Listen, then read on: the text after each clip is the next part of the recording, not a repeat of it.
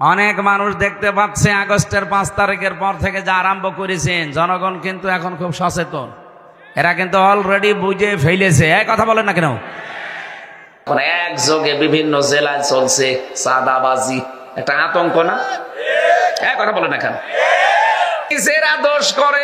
এই যে কয়েকদিন আগে, 4-5 দিন আগে নারায়ণগঞ্জের বন্দরে, এই তো 3-4 দিন আগে ঝিনাইদহের শৈলকুপায় নিজেরা কাজ কারবার করবেন আর একটা নিরপরাধ মানুষের উপরে দোষটা চাপিয়ে দেবেন। এ জাতি এখন আর আগস্টের 5 তারিখের আগে নেই। 5 তারিখ পার হয়ে গেছে। কালো চশমা আমাদের চোখে এখন আছে, এখন একেবারে ফকফকা দেখতে পাচ্ছি। বদরউদ্দিন ওমর নাম শুনেছেন এই লোকটার? আজকে একটা সাক্ষাৎকার দিয়েছে। উনি জানাচ্ছে বাংলাদেশ জামাত ইসলামীকে যে দোষ দেওয়া হয়, উনি একজন মুক্তিযোদ্ধা। উনি বলছে যে দোষ দেওয়া হয় এটা পুরা হিংসা করে আর মিথ্যার উপরে ভিত্তি করে। এই জন্যে আমার বানানো কথা না, আপনি ওনার কাছে জিজ্ঞাসা করেন কেন এই কথা বলল। একটা মানুষের হিংসার বশবর্তী হওয়ার কারণে এই দেশে 18 কোটি মানুষ আমরা জিম্মি ছিলাম, বিচার ব্যবস্থা পর্যন্ত। আমি নিজে তো ভিকটিম, নিজে টের পেয়েছি। 3টা বছরে মামলা আমার 30 বারের উপরে উঠেছিল, সিএমএম কোর্ট, জজ কোর্ট, হাইকোর্ট মিলে, কিন্তু না, হয়নি। অথচ ওরা সারা দেশে কি বলতো যে বিচার ব্যবস্থা স্বাধীন। এই স্বাধীন ঠনকো একটা মামলা দিয়েছিল আমার মনে হয় 3 দিন পরে আমার বের হওয়ার কথা, অথচ 3 বছরে আমারে বের হতে দিলেন না। আমার বিচার ব্যবস্থা স্বাধীন। ওই মামলায় আগস্টের 5 তারিখের পরে তুলেছিলাম, শুধু জামিন না, একেবারে মামলা ঢিসমিস করে দিয়েছে আদালত। জিজ্ঞাসা করতে গেলাম একবার যে মাননীয় আদালত, এইটা তো আপনার কাছেই ছিল এতদিন, তখন তো কিছু করলেন না, আর এখন একেবারে মামলা জামিন না খারিজ করে দিলেন সব। এইটাই বলতো যে হুজুর আমার কিছু করার ছিল না, আমার হাত বাঁধা ছিল। কি ছিল এটা? যে হাত বাঁধা ছিল, আমি জেলে যাওয়ার 11-12 দিনের মাথায় বুঝতে পেরেছিলাম। আমার এই যে 164 নিয়েছিল ম্যাজিস্ট্রেট, উনি পুরাটা মিথ্যা কথা লিখে আমারে বলছে আপনি সই করেন, আপনি 3-4 দিন পরে বের হয়ে চলে যাবেন। আমি আর 164 এর সময় বসতাম না। পরে দেখি সব রাষ্ট্রের বিরুদ্ধে, আকিজ গ্রুপের বিরুদ্ধে, জামাত ইসলামের বিরুদ্ধে লিখেছি, লিখে সই করে নিয়ে ওটা নাকি 164 আমার নিজের জবানবন্দি ওইটা, অথচ একটা কথাও আমার না। পরবর্তীতে আমি ডিনাই পিটিশন দিয়েছিলাম, কিন্তু কিছুই হয়নি। কারণ ওই যে বিচার সব ওদের হাতে। যেহেতু 5 তারিখের পরে ওই জজ সে নিজেই বলছে যে এখন আমার হাত খোলা আছে, আমি এখন অন্তত ন্যায় বিচার করতে পারি। আমিও আপনার মতো জিম্মি ছিলাম। যে ম্যাজিস্ট্রেট আমার এই মিথ্যা কথাগুলো লিখে সই করে নিয়েছিল, আমি জেলে যাওয়ার পরে দেখি ও ভেতরে ঘুরছে। কি গো এখানে? বলছে হুজুর আমার বউ যৌতুক মামলা দিয়েছে। ঠিক করিস শয়তান। বলছে হুজুর আমারে গালি দিয়েন না, বদদুয়া দিয়েন না, দোষ আমার না, আমার হাত বাঁধা ছিল, আমারে যা বলেছে আমি তাই করিস। এরকম মানুষ দেশে ছিল না? ছিল না? সব জায়গায় এগুলো ছিল, খালি একজনের হাত খোলা ছিল। কার? বলছে আল্লাহ। আল্লাহ তো হাত খোলাই আছে। এখন যেহেতু চলছে ডক্টর কামালের তৈরি করা সংবিধান, এটা দিয়ে যে কিছু হয় না এই 54 বছর আমরা প্রমাণ পেয়ে গেছি। সংবিধান কাটা ছেঁড়া হয়েছে, পরিবর্ধন হয়েছে শান্তি পাওয়ার জন্য। পেয়েছি আমরা? বলেন বলেন। এমনকি এখনো এই 3 দিন যা চলছে আপনি দেখতে পাচ্ছেন কি অবস্থা। ভালো মানুষ পিটিয়ে জবাই করছে, এরপরে জিনিসপত্র যা আছে নিয়ে নিচ্ছে। মানুষের বিবেক আজ কোথায় গিয়ে দাঁড়িয়েছে। গত পরশুদিন একটা ঘটনা দেখলাম, এই যে ঢাকা থেকে ভাঙ্গা পর্যন্ত যে হাইওয়ে, এখানে একটা বাস উল্টিয়ে যাবার পর একটা লোক তার পা কেটে পড়ে গেছে, হাত কেটে পড়ে গেছে। মানে এমন জায়গায় লেগেছে ধাক্কা, ওর হাত আর পা দুইটাই কেটে পড়ে গেছে। অনেকগুলো মানুষ মারাও গেছে। যারা সাহায্য করার জন্য ডাক দিচ্ছে, কিছু মানুষ এগিয়ে গেছে, যাবার পরে ওর যেহেতু হাত নেই, পা নেই, আর ও তো চিৎকার করছে, রক্ত ফিনকি দিয়ে বের হচ্ছে। ওই লোকটা যে পকেট থেকে মোবাইলটা নিয়েছে, পকেটে টাকা ছিল কিছু, ওই টাকাগুলো নিয়েছে। ও মনে করছিল যে আমারে মনে হয় ও লোকটা সাহায্য করবে, বাসের নিচ থেকে টেনে বের করবে, অথচ আমার এই মোবাইল আর টাকা নিয়ে চলে গেল। আপনি বলেন তো মানবতা কোথায় গিয়ে দাঁড়িয়েছে? আর আমার মনে হয় এই ফেব্রুয়ারি মাসের 5 তারিখের পরে সাবেক অবৈধ মেয়র এই জাহাঙ্গীর আলম গাজীপুরের এই শয়তানটাই ঘোষণা দিয়েছে যে আমাদেরকে দিনের বেলা আপনারা চলতে দেন না, রাতেও আপনাদের ঘুমাতে দেব না। এরপর থেকে দেশটা অস্থিতিশীল তৈরি হয়ে গেছে। এরকম যারা আছে, অপারেশন ডেভিল হান্ট চলছে। কি করছেন কি আপনারা? যেখানে থাক পৃথিবীর ওখান থেকে ওরা কবর দেওয়া লাগবে, তাছাড়া এ দেশ শান্ত হবে না। যদিও আজকে থেকে যৌথ বাহিনী আবার চলছে, আরো কড়া হওয়া দরকার আপনাদের। জিহাদ আমরা মনে করি শুধু বোমা মারা না, অন্যায় যেখানে প্রতিবাদ সেখানে, এর নামই জিহাদ। এজন্য প্রশাসনের ভাইরা যারা এসেছেন, আপনাদের অনেকের মন খারাপ থাকে এখনো যে না এত কিছু করি। হ্যাঁ, ওদের কষ্ট আছে ভাই, 24 ঘন্টা ওদের ডিউটি পালন করা লাগে। কারণ আমার নিজের দোলা ভাই, আমার বাবাও তো ছিল, উনি আর চাকরি করে নাই, তো দোলা ভাই তো এখনো আছে। ওদের যে কাজ আমি দেখি, ওদের 7 ঘন্টা 8 ঘন্টা ডিউটি বলে কিছু নেই, ওদের 24 ঘন্টায় ডিউটি। প্রশাসনে যারা আছে এদের ডিউটি কয় ঘন্টা? 24 ঘন্টায়। টয়লেটে বসে আছে, যদি বাঁশিতে পড়ে ও অর্ধেক করে দৌড় দেওয়া লাগবে, এমন একটা দায়িত্ব। এই জন্য প্রশাসনে যারা আছেন, যে বিভাগেই হোক, যদি বিডিআর বলেন, আর্মি বলেন, পুলিশ বলেন, যে বাহিনীতে আপনারা আছেন, শুধু চাকরি মনে করবেন না, এটা একটা ইবাদত। কারণ 2 প্রকার চোখকে আল্লাহ জাহান্নামের আগুনে দেবে না। 1 প্রকার যারা আল্লাহর ভয় কাঁদে, 2 প্রকার যারা মানবতার জন্য রাত জেগে পাহারা দেয়। আজকে ওরা থানায় বসে থাকলে এতগুলো মানুষ আপনারা এক জায়গায়, যদি একটা অঘটন ঘটে যায়, কন্ট্রোল করার জন্য এই প্রশাসন এসেছে। ধন্যবাদ জানাচ্ছি তাদেরকে। এ মাহফিলে উপস্থিত হচ্ছেন সম্মানিত এসপি, শ্রদ্ধাভাজন ব্যক্তিত্ব। কারণ একটা জেলা চালায় ডিসি আর এসপি, পুরা জেলাকে যিনি কন্ট্রোল করেন প্রশাসনিকভাবে, তিনাদের ভেতরে অন্যতম একজন জনাব আব্দুল ওহাব, এসপি জয়পুরহাট জেলা। হায়াতে তাজ্জেবা সিহাতে কুল্লিয়া কামনা করছি, আল্লাহ যেন দান করেন, বলেন আমিন। মাহফিলে উপস্থিত হচ্ছেন আপনাদের এই সদর থানার সম্মানিত অফিসার ইনচার্জ জনাব নুরে আলম ওসি সাহেব। এলাকার কৃতি সন্তানের জন্য দোয়া করছি, যিনি MBBS ডাক্তার জনাব ডাক্তার ইশতিয়াক হোসাইন। মঞ্চে বসা ওলামা ইকরাম। এই আপনারা যদি কথা বলবেন, আমারা তুলে দিলেন কেন? হ্যাঁ, সবাই মিলে কথা শুরু করি। কথা বলা যাবে না ভাই, যেভাবে যে থাকে থাক, যার যেভাবে ভালো লাগে লাগুক। ও যদি শুয়ে পড়ে ভালো লাগে শুয়ে পড়ে, কত জায়গা আছে না শুয়ে পড়ে। মঞ্চে বসা ওলামা ইকরাম, সামনে বসা মুসলমান ভাইরা, পর্দার আড়ালের সম্মানিতা মা এবং বোনেরা, প্রশাসনের ভাইরা যারা এসেছে, যদি চেয়ার থাকে পার্টি থাকে ওনাদের একটু বসতে দিন। সম্মানিত মানুষদের সম্মান করা লাগে। নবীজি হযরতে ওমর ফারুক রাদিয়াল্লাহু তাআলা আনহু, যার নাম শুনলে ওই জামানায় মানুষ ভয় পেত। এই লোকটা যখন কাফের ছিল, আল্লাহর নবীকে হত্যার জন্য এসেছিল, অথচ নবী নিজের চাদর দিয়ে বললেন বসো। এই জন্য সম্মানিত মানুষ যারা, সে যে অবস্থারই হোক, প্রশাসনের ভেতরে এখনো পর্যন্ত অনেকের উপরে মানুষের রাগ আছে। এটা স্বাভাবিক, কারণ ওরা যেভাবে লাঠিয়াল বাহিনী হিসাবে ব্যবহার হয়েছে, আগামীতে প্রশাসন যেন কারো লাঠিয়াল বাহিনী হিসাবে ব্যবহার না হয়। আমার মনে হয় এদের বিভাগটা আলাদা করে দেওয়া দরকার। কোনো নেতা গোতার কথা ওদের শোনার দরকার নেই, ওরা শুনবে জনগণের কথা, দেশের কথা। কিন্তু এই উল্টাপাল্টা মহিলা যা করে গেছে, এখন শোধ তুলতে হচ্ছে ওনাদের জীবনের উপরে।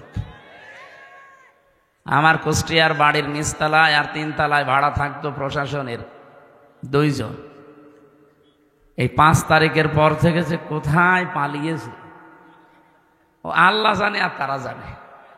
কারণ তারা এই কাজগুলো করেছিল, আমরা নিজেরা দেখেছি, এরা কাজ ঠিক করেনি। আমার সামনে কুষ্টিয়ায় 16 জন মানুষকে মেরে ফেলেছে আমার সামনে। এগুলো আপনারা না করলেও পারতেন, যাক যেভাবেই করেছিলেন। এখন তো স্বাভাবিক হতে আপনাদেরও সময় লাগবে। আপনারা জানেন আজকেই প্রায় 42 জন ডিসি এসপি বাংলাদেশের বিভিন্ন জেলায় যারা এই 3 নির্বাচনে বৈধ অবৈধভাবে হাসিনাকে টিকিয়ে রেখেছিল নির্বাচনের সময়, ডক্টর মোহাম্মদ ইউনূস সব এখন পাল্টিয়ে ফেলছে, অবসরে দিয়ে দিচ্ছে। তোরা চাকরিতে থাকা দরকার। বলছে না আমি তো এখনো বয়স, বলে বয়স লাগবে না। চাচা এরশাদকে যেমন বলেছিল নির্বাচনের আগে যে আপনি অসুস্থ, বলছে কই আমি তো ভালো মানুষ। না রে না আপনি অসুস্থ। এখন জোর করে ওনাদেরকে তাই করা হচ্ছে, কারণ ওনারা এরকম কিছু করেছে। হাসিনা একা একা কিছুই করতে পারতো না যদি এই প্রেতাত্মাগুলো তাকে সাহায্য না করত। গত 3 দিন আগে দেখেননি একটা ভিডিও ছেড়েছি হাসিনা ওখান থেকে, যে দোষ শুধু আমারই একা, আর কেউ কিছু করেনি। আমার ছোট বোন যে ৭৬,০০০ কোটি টাকা মেরে খাইলো, সেখানে কিছু বলেন না। মানে সবই দোষ আমার, আমার বোনের তো কেউ কিছু বলে না, তারও তো দোষ আছে। কি আপনাদের এটা কোন জেলা বিভাগ? এই বিভাগে আর একটা জেলা আছে পাবনা। পাবনা এই বিভাগে না, ওখানে রূপপুর পারমাণবিক কেন্দ্র। এই জায়গা থেকে হাসিনার এই বোন একটা প্রকল্প থেকে ৭৬,০০০ কোটি টাকা চুরি করেছে। একটা যদি এই হয়, আর বাংলাদেশে আরো কত বলেন তো কি করেছে আপনি চিন্তা করতে পারেন? প্রতি বছরে বছরে তো এমনি ৪২,০০০ কোটি টাকা পাচার হতো। আর এক জায়গা থেকে যদি এই হয়, ইসলামপন্থী মানুষেরা এই দেশে একটা ব্যাংক দাঁড় করিয়েছিল, এই নিকৃষ্ট মানুষগুলো সেখান থেকেও ৭৫,০০০ কোটি টাকা চুরি করেছে। হাত দেবেন কোন জায়গায়? যেটা ভালো মনে করতাম দরবেশ, ওটা ৩৬,০০০ কোটি টাকা চোর। দরবেশ যদি এই হয়, তাহলে শয়তানগুলো কি করিস? আর এক একজনের মন্ত্রীর বাড়ি হচ্ছে ৬২০টা। ভূমি মন্ত্রী ছিল একজন, বাড়ি কয়টা? সুতরাং ডাক্তার ফজলুর রহমান সাইদ সাহেব যেটা বলছিলেন যে কোরআনের আইন যদি এদেশে জারি হয়, প্রশাসনে এখনো পর্যন্ত অনেকে মনে করছে যে না জানি আবারও আমাদের অবসরে দিয়ে দেয় নাকি বাধ্যতামূলক। না, যারা আছেন যদি সত্যি কোরআনের আইন এদেশে চালু হয়ে যায়, আপনাদেরকে দিয়ে হবে। খালি আইন থাকবে কোরআনের। কিসের? এই সংবিধান মেনে বাংলাদেশে যা হচ্ছে এই ৫৪ বছরে দেখেন, চোর জেলে যায়, ডাকাত হয়, ডাকাত জেলে যায়, খুনি হয়, গাঁজাখোরকে জেলে দেয় পুলিশে, ও ভেতরে যে গাঁজার গাছ লাগে। আমি নিজে পেয়েছি, আমি যে জেলে ছিলাম 3টা বছর, আমার নিচতলায় একজন ছিল আসামি, এই যে এই বয়সে গাঁজাখোর, ও ভেতরে এই বোতলের মুখ কেটে মাটি দিয়ে ওর ভেতরে টব বানিয়ে গাঁজার গাছ লাগিয়েছে। জেলার তো হিন্দু মানুষ দেবদুলাল এসে বলছে, এই বেটা তুই গাঁজার গাছ বীজ পেলি কোথায়? বলছে স্যার আমি ওই যে মামলার হাজিরা দিতে গিয়েছিলাম কোর্টে, আর আমারও তো অনেক বন্ধু বান্ধব আছে, তারা আসার সময় 1 পোটলা গাঁজা দিয়েছিল বীজ, ওইটা আমি এই মুখের ভেতরে রেখে দিয়েছিলাম। এরপরে আমারে মেশিনে ধরতে পারে নাই, ওইটা নিয়ে এসে লাগিয়েছি আজ 2 মাস আগে। আপনি দেখেন গাঁজার গাছ কত বড় বড় হয়েছে। ওয়ালাকাদ কাররামনা বানি আদম, বনি আদমকে আমি সম্মান দিয়েছি। এদিকে তাকান, আল্লাহ কি বলেছে আমি মুসলমানকে সম্মান দিয়েছি? না, মানুষ যারা তারাই, হিন্দু মানুষ না। বলেন না কেন? এই জন্য হিন্দু ভাইরা এলাকায় যদি থাকেন আশপাশে, আপনারা নিজেদেরকে ছোট মনে করবেন না। আমিরে জামাত ডক্টর শফিকুর রহমান হাফিজাহুল্লাহ, উনি অলরেডি আগস্টের 5 তারিখে কিন্তু ওপেন ঘোষণা দিয়েছেন, এদেশে সংখ্যালঘু সংখ্যা গুরু বলে কিচ্ছু নেই, যা আছি আমরা সব সমান। হ্যাঁ, আমরা ৯৬% মুসলমান, এটা ঠিক আছে। আপনারা 4% তাতে কি? আমার যা অধিকার এই দেশে জন্ম নিয়ে, আপনারও তাই অধিকার। কিন্তু যারা উগ্র, যারা সন্ত্রাসী, যারা নিষিদ্ধ, তাদের অধিকার নেই, কারণ তাদের তো নিষিদ্ধ করেই দিয়েছে রাষ্ট্র। আপনারা নিষিদ্ধ করেছিলেন একটা মাজলুম সংগঠনকে, আল্লাহ নিজে অ্যাকশন নিয়ে 5 দিনের মাথায় আপনাদেরকে নিষিদ্ধ করে দিয়েছে। কথা বলেন না কেন? এই জন্য এটা রেকর্ড হচ্ছে, তো সারা দুনিয়া এখন চলছে। সবাইকে উদ্দেশ্য করে বলছি, আল্লাহ মানুষকে সম্মান দিয়েছেন। নবীজি মসজিদে নববীতে বসে আছেন, একটা লাশ যাচ্ছিল, বিশ্বনবী দাঁড়িয়ে গেলেন। সাহাবীরা বলে, হুজুর দাঁড়াবেন না, ওটা ইহুদির লাশ। বিশ্বনবী বলে, ইহুদির লাশ তাতে কি হয়েছে, ও তো আল্লাহর বান্দা। এই জন্য অন্য ধর্মের ভাইরা, আপনারা ইসলামকে কি মনে করেন আমি জানি না, আপনি একটু ইসলামের কাছে আসেন, দেখেন এর সৌন্দর্য কত উন্নত। কয়েকদিন আগে এক বিসিএস ক্যাডার অধ্যাপক, ওনাকে বলেছিলাম, স্যার আপনার ইসলাম ধর্ম গ্রহণ করা লাগবে না, আপনার মুসলমান হওয়া লাগবে না, যদিও আমাদের ধর্মে কোনো বাড়াবাড়ি জোর জবরদস্তি বলেন না কেন, জোর জবরদস্তি থাকলে এদেশে 4 ভাগ হিন্দু থাকতে পারে?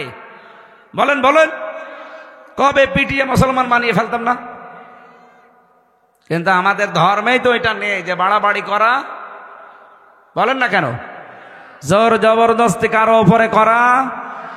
লা ইকরাহা ফিদ্দিন লাকুম দীনুকুম ওয়ালিয়া দীন, যার যার ধর্ম শেষে পালন করবে, কোনো অসুবিধা নেই। ইসলাম যদি সত্যি এদেশে আসে, অন্য ধর্মে যারা আছেন তাদেরকে আমরা গ্যারান্টি দিতে পারি, আমির জামাত ডক্টর শফিকুর রহমানের এই কথার সূত্র ধরে, যে এই দেশে সবচাইতে বেশি নিরাপদে থাকবে এই সংখ্যালঘু যারা, তারা। যদিও আমরা সংখ্যালঘু তাদেরকে বলি না, সবাই আমরা সমান।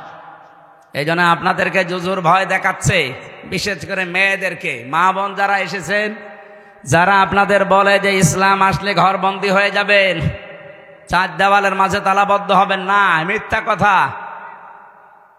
এই জুজুর ভয় আপনি শুনবেন না। ইসলাম আসলে আপনি সবচাইতে বেশি অধিকার পাবেন, কারণ এই কোরআনে আপনাদের যে অধিকার আল্লাহ দিয়েছেন, রাসূলুল্লাহ দিয়েছেন, পৃথিবীর কোনো ধর্ম এটা দিতে পারেনি। 4,500 ধর্ম এখন দুনিয়ায়, কত বলেন বলেন, 4,500। কোন ধর্মে মেয়েদের এত অধিকার দেওয়া হয়নি যত অধিকার আল্লাহ ইসলামে দিয়েছেন। সুবহানাল্লাহ বলতে পারেন না? আর ওইটা যদি কায়েম হয় কি হবে আপনি টের পাচ্ছেন? আমরা তো ওইটা চাচ্ছি। আল্লাহ যেন চর্ম চোখে ওইটা দেখে মরার তৌফিক দেন, বলেন আমিন। আমি আবার স্মরণ করাচ্ছি, যারা উস্কানিতে পা দিচ্ছেন, কারো উস্কানিতে পা দেওয়া যাবে না, দেশটা শান্ত থাকতে দেন। আজকে রাতের ঘোষণা যা পাচ্ছেন, যদি সত্যিই ঘূর্ণ অক্ষরেও জানতে পারে আপনি দেশের বিরুদ্ধে, এই দেশের যৌথ বাহিনী কিন্তু নেমে পড়েছে, আপনাকে আস্ত রাখবে না। আর একবার যদি 4 দেওয়ালের মাঝে যান না, কোনো বাপও আপনাকে বাঁচাবে না। গত পরশুদিন আওয়ামী লীগের একজন গোপালগঞ্জ টঙ্গিপাড়ায় বাড়ি, ওনার এই অপারেশন ডেভিল হান্ট ধরা পড়েছে। ওনার গ্রামের একজন, মনে হয় ওনার দোলা ভাই হবে, আমি ওই সময় যশোরে ছিলাম, আমারে বলছে, হুজুর আপনি একটু সুপারিশ করে যেন আমার দোলা ভাইরে ছেড়ে দেয়। আমি বলছি কি করতো? মানে আওয়ামী লীগের নেতা। রে শয়তান, ওই নাম বললে আমি মার খাবো? আগে এই শব্দটাকে ইসলামপন্থীদের বিরুদ্ধে ওরা লাগিয়েছিল। এই কথা বলেন না কেন? কেউ যদি এই দেশে ইসলামপন্থী যারা, বিশেষ করে জামাত ইসলামী, ইসলামী ছাত্র শিবির, ইসলামী ছাত্রী সংস্থা, এদের যদি কেউ ধরে নিয়ে যেত, আর যদি কেউ পরিচিত মানুষকে বলা হয়তো, ভাই একটু বলেন মামলা যেন একটু হালকা করে দেয়, শিবিরের জামাতের ওর নাম বলে আমার পদ হারাবো? আমার নিজের আপন চাচা চেয়ারম্যান, আমার দাদার চাচা মিলে তো আওয়ামী লীগের চেয়ারম্যান প্রায় 21 বছরের বেশি। একজন পটল তুলেছে আর একজন এই যে পালিয়েছে। আমি জেলে থাকাকালীন বাবা একবার বলেছিল যে তো নিজের, তো একটু তোর ওই হানিফ সাহেবকে বল যেন মামলাটা হালকা করে দেয়, কারণ সবই তো তারা চালাচ্ছে। বলছে না ভাই, আমি আমার পদ হারাবো, আমি এখানকার সভাপতি, সেক্রেটারি। চিন্তা করে দেখেছেন নিজের আপনজন কি অবস্থায় ছিল, অথচ নিজেও জানতো যে একটা নিরীহ মানুষ, এর কোনো দোষ নেই, যে মামলা দিয়েছে পুরাটা মিথ্যা। মিথ্যার বিপক্ষে দাঁড়ানোর মতো কায়দা ছিল না 15.5 বছর। এখন ঠিক আল্লাহ এটা উল্টিয়ে ওদের বিপক্ষে কাজে লাগিয়েছে। এই জন্য এমন কোনো কাজ করবেন না যে চেয়ার হারিয়ে গেলে ওইটা আবার আপনার উপরে পড়ে। কি কথা বুঝতেছেন? এজন্য দল মত নির্বিশেষে দেশে আমরা সবাই মানুষ, ধর্ম আমাদের আলাদা থাকতে পারে, আমরা কি আরো জোরে বলেন? মানুষকে আল্লাহ সবচাইতে বেশি কি দিয়েছেন? সম্মান। ওয়ালাকাদ কাররামনা বানি আদম, বনি আদমকে আমি সবচাইতে বেশি সম্মান দিয়েছি। সুতরাং এই সম্মানিত মানুষদের সম্মান নিয়ে যারা এই 15.5 বছর সেনিমিনি খেলেছেন, সামনে আর কাউকে এটা খেলতে দেওয়া হবে না। বলেন বলেন। আল্লাহ সেরকম একটা দেশ যেন সামনে আমাদের উপহার দেন, আর দেবেন। এই কারণে আজকের তেলাওয়াত কিন্তু আয়াতে এই কথাগুলো আছে, খুব ভালো করে মনোযোগ সহকারে শুনবেন। সূরা মায়েদা 54 নম্বর আয়াত। কথা বুঝতেছেন? আল্লাহ রাব্বুল আলামিন বলেন, ইয়া আইয়ুহাল্লাযীনা আমানু, ওহে যারা ঈমানের দাবি করো, মিনকুম আন দীনিহি, তোমাদের ভেতরে কোনো ব্যক্তি, কোন দল, কোন গোষ্ঠী কেউ যদি আল্লাহর দিন থেকে মুখ ফিরিয়ে নেয়, এখানে ইরতিদাদ শব্দের বাংলা অর্থ ফিরে যাওয়া। ইরতিদাদ শব্দের বাংলা অর্থ হচ্ছে ফিরে যাওয়া, হক থেকে বাতিলের দিকে। যারা আল্লাহর দিন থেকে ফিরে বদ্দিনের দিকে ফিরে যায়, ফাসাউফা ইয়াতিল্লাহ, আল্লাহ বলেন আমি নিজে অতি শীঘ্রই বিকৌমিন, এমন একটা জাতি, এমন একটা দল তাদের উপরে আনয়ন করব, ইউহিব্বুহুম, আমি নিজে তাদেরকে ভালোবাসবো, ওয়া ইউহিব্বুনাহু, এবং তারাও আমাকে ভালোবাসবে। আয়াতটা আমি বাংলাদেশের সাথে মিলিয়ে অনেক মিল পেয়েছি। আপনি দেখেন তো আয়াতের পরবর্তীতে 3টা গুণ দেওয়া আছে। যদি দেখেন এই বাংলাদেশে যত দল এখন প্রায় 72টা, কারো সাথে কোরআনে বর্ণিত এই 3টা গুণ মিলে যায়, আপনি বুঝবেন আল্লাহ তাদেরকে নির্বাচিত করেছেন সামনে অনুমাক্কিনা লাহুম ফিল আরদ, জমিনের শাসন ক্ষমতা দেওয়ার জন্য। নাকি আমি এগুলো সব বানাচ্ছি? বলেন। যতগুলো তাফসীর আমি আয়াতের সাথে মিলিয়ে পড়েছি, বাংলাদেশের সাথে মিলালাম এই কারণে আমি দেখতে পাচ্ছি যে এ মিলে যাচ্ছে এই 72টা দলের ভেতরে একটা দলের সাথে। আল্লাহ কি বলেছিলেন? যদি কেউ আমার দিন থেকে মুখ ফিরিয়ে নেয়, আমি আল্লাহর প্রথম কাজ হবে ফাসাউফা ইয়াতিল্লাহ। এখানে আলেম আছে, দাখিল মাদ্রাসা, আলিম মাদ্রাসা, যারা সোফার সহ সোফার বসে আছেন, দেখেন তো সাউফা শব্দটা আল্লাহ এখানে আনয়ন করলেন। সিন, সাউফা, কদ, লাম, আরবি গ্রামার যারা পড়ায়, এখানে 13টা আছে। কোন সেন্টেন্সের আগে যদি একটা আসে, বাংলা অর্থ দাঁড়ায় খুব তাড়াতাড়ি। আল্লাহ বলছেন অতি শীঘ্রই, খুব তাড়াতাড়ি। ইয়াতিল্লাহ, আমি আল্লাহ নিজে, এখানে ফাইল কর্তাকে আল্লাহ নিজে, আমি নিজে খুব তাড়াতাড়ি বিকৌমিন, এমন একটা দলকে তোমাদের উপরে আমি নিয়ে আসবো, ইউহিব্বুহুম, যাদেরকে আমি আল্লাহ নিজে ভালোবাসি। সুবহানাল্লাহ বলতে পারেন নাই? ওয়া ইউহিব্বুনাহু, এবং তারাও আমাকে সবচেয়ে বেশি ভালোবাসে।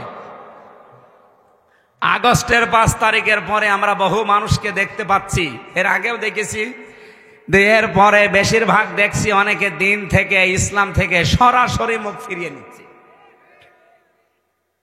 কথা কি বুঝে বললেন নাকি আন্দাজে বললেন? আপনি কি দেখতে পাচ্ছেন বাংলাদেশে অনেকে ইসলাম থেকে, দিন থেকে মুখ ফিরিয়ে নিচ্ছে? তারা গালি দেয় জামাত ইসলামীকে। আরে ভাই, জামাত ইসলামী কি? সেটা দল।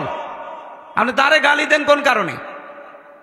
আপনি তো সরাসরি আল্লাহকে, রসুলকে, ইসলামকে গালি দিতে পারছেন না, ওইটা এখন তুলছেন ওর উপরে। জামাত ইসলাম হোক, চরমনাই হোক, আটরশি হোক, ইসলামপন্থী যারা এই দেশে, বলেন তো এই মানুষগুলো কি তার বাবার কথা আপনাকে বলে? চরমনার পীর কোনোদিন বলেছে যে আমার বাবা ছাড়া কেউ জান্নাতে যেতে পারবেন না? তিনি এই কথা বলে যে কোরআন হাদিস ছাড়া কেউ জান্নাতে যেতে পারবেন না। জামাত ইসলামের কোন নেতা বলেছে যে আমার বাবাকে না মানলে জান্নাত পাবেন না? তাদের কথা এই যে কোরআন হাদিস না মানলে আপনি জান্নাত পাবেন না। কি বলেন বলেন? আল্লামা সাইয়্যেদ আবুল আলা মওদুদী রহমতুল্লাহ আলাইহি, আল্লাহ রাব্বুল আলামিন জান্নাতের সর্বোচ্চ মাকাম তাকে দান করুন। আল্লাহর এই গোলাম বলেছিল, আমি ইসলাম মানতে গিয়ে দেখি নাই কোন বাবা কি বলেছে, কোন দাদা কি করেছে, কোন নেতা কি বলেছে, না, আমি দেখেছি আল্লাহ কি বলেছে আর রাসূল কি করেছি।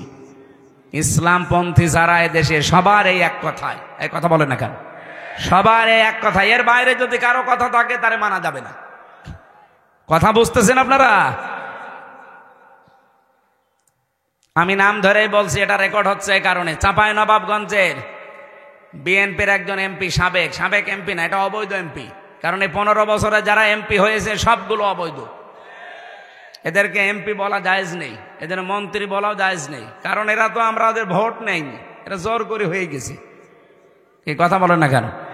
এদেরকে আমরা ভোট দিতে পেরেছি। আমার 33 বছর বয়স, 18 বছর থেকে ভোট দিতে আরম্ভ করলে আমি 3 বার ভোট দিতে পারি, একবারও পারি না। তার মানে ভোট এদেশে হয়নি এই 3 বারে। এজন্য সাবেক এমপি, সাবেক মন্ত্রী, এই 3 বারের যারা, তারা লিখবেন না, এতটুকু লিখবেন সাবেক চোর, না যদি আরেকটু বেশি লিখতে চান সাবেক ডাকাত। এর চাইতে বেশি কিছু লেখা আপনার জন্য জায়েজ নেই।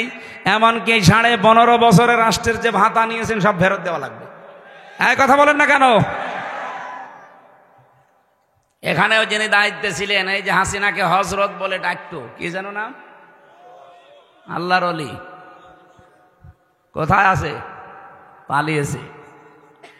কি আশ্চর্য চামচামি দেখেন তো, সংসদে দাঁড়িয়ে এরকম একটা নিকৃষ্ট মানুষকে বলতো হজরত হাসিনা। তামাম দুনিয়ায় কয়টা রাষ্ট্র আছে বললাম? 257। বলেন বলেন, আরো জোরে বলেন। এই যে আন্তর্জাতিক রিপোর্ট বের হয়েছে, আমি কিন্তু আন্দাজে বলছি না, সব আমার পড়া আর দেখা। আন্তর্জাতিক রিপোর্টে 10 জন মানুষের নাম এসেছে তামাম দুনিয়ায়, যে তারা সবচাইতে বেশি নিকৃষ্ট এই জমিনের উপরে। তার 1 নম্বরে হাসিনা, 2 নম্বরে বাশার আল আসাদ, 3 নম্বরে নেতানিয়াহু। এটা সব আমি বানাচ্ছি এখন, নতুন করি না। বলেন কেন তামাম দুনিয়ায় এদের নামগুলো 1, 2, 3, আর 1 নম্বরে আসবে আল্লাহর ওলির নাম চলে গেছে। কি নিকৃষ্ট মানুষ হলে তামাম দুনিয়ার ভেতরে এখন 1 নম্বরে তার নাম আছে। আর এটা বানিয়েছে তো খ্রিস্টানরা, আমরা মুসলমানরাও বানাইনি।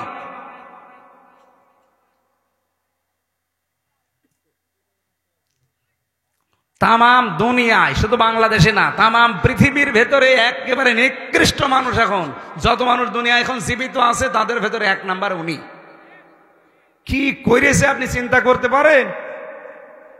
এটা বের হয়েছে এই যে জাতিসংঘ যে আয়না ঘরের রিপোর্ট দিয়েছে গুমের, এরপরে কি যে ভয়াবহ আশ্চর্য জায়গা এটা। আমি তো মিনিটায় ছিলাম 10 দিন, আর যারা বড়টায় ছিল, বিগটা, এই যে ব্যারিস্টার আমান আজমি ভাই সহ, এই যে হম্মাম কাদের চৌধুরী, সালাউদ্দিন কাদের চৌধুরীর সন্তান, এরা যারা ছিল, এরা যে কত কঠিন।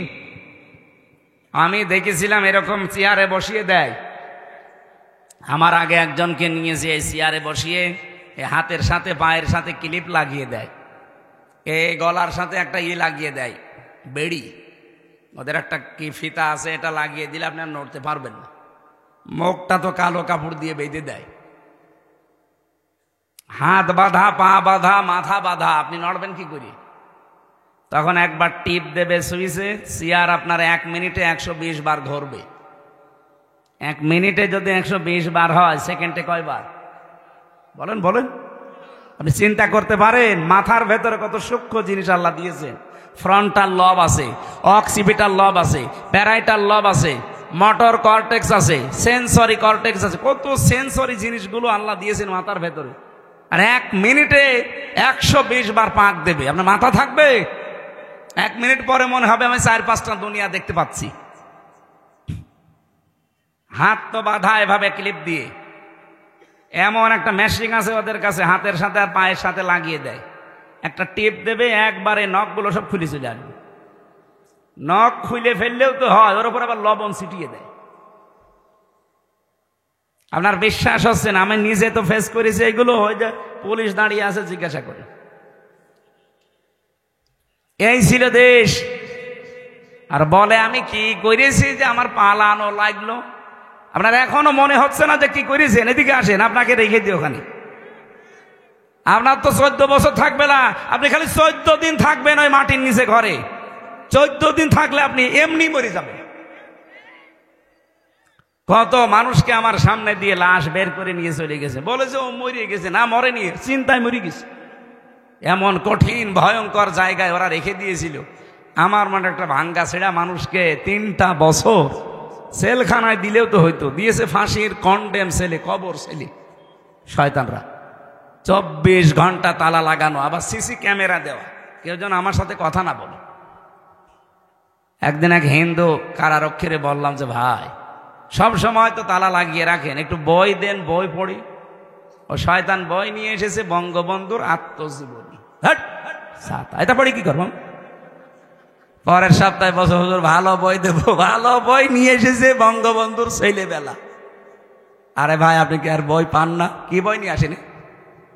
পরের দিন নিয়ে এসেছে বঙ্গবন্ধুর চীন সফর। বছর হুজুর লাইব্রেরিতে এছাড়া আর বই নেই।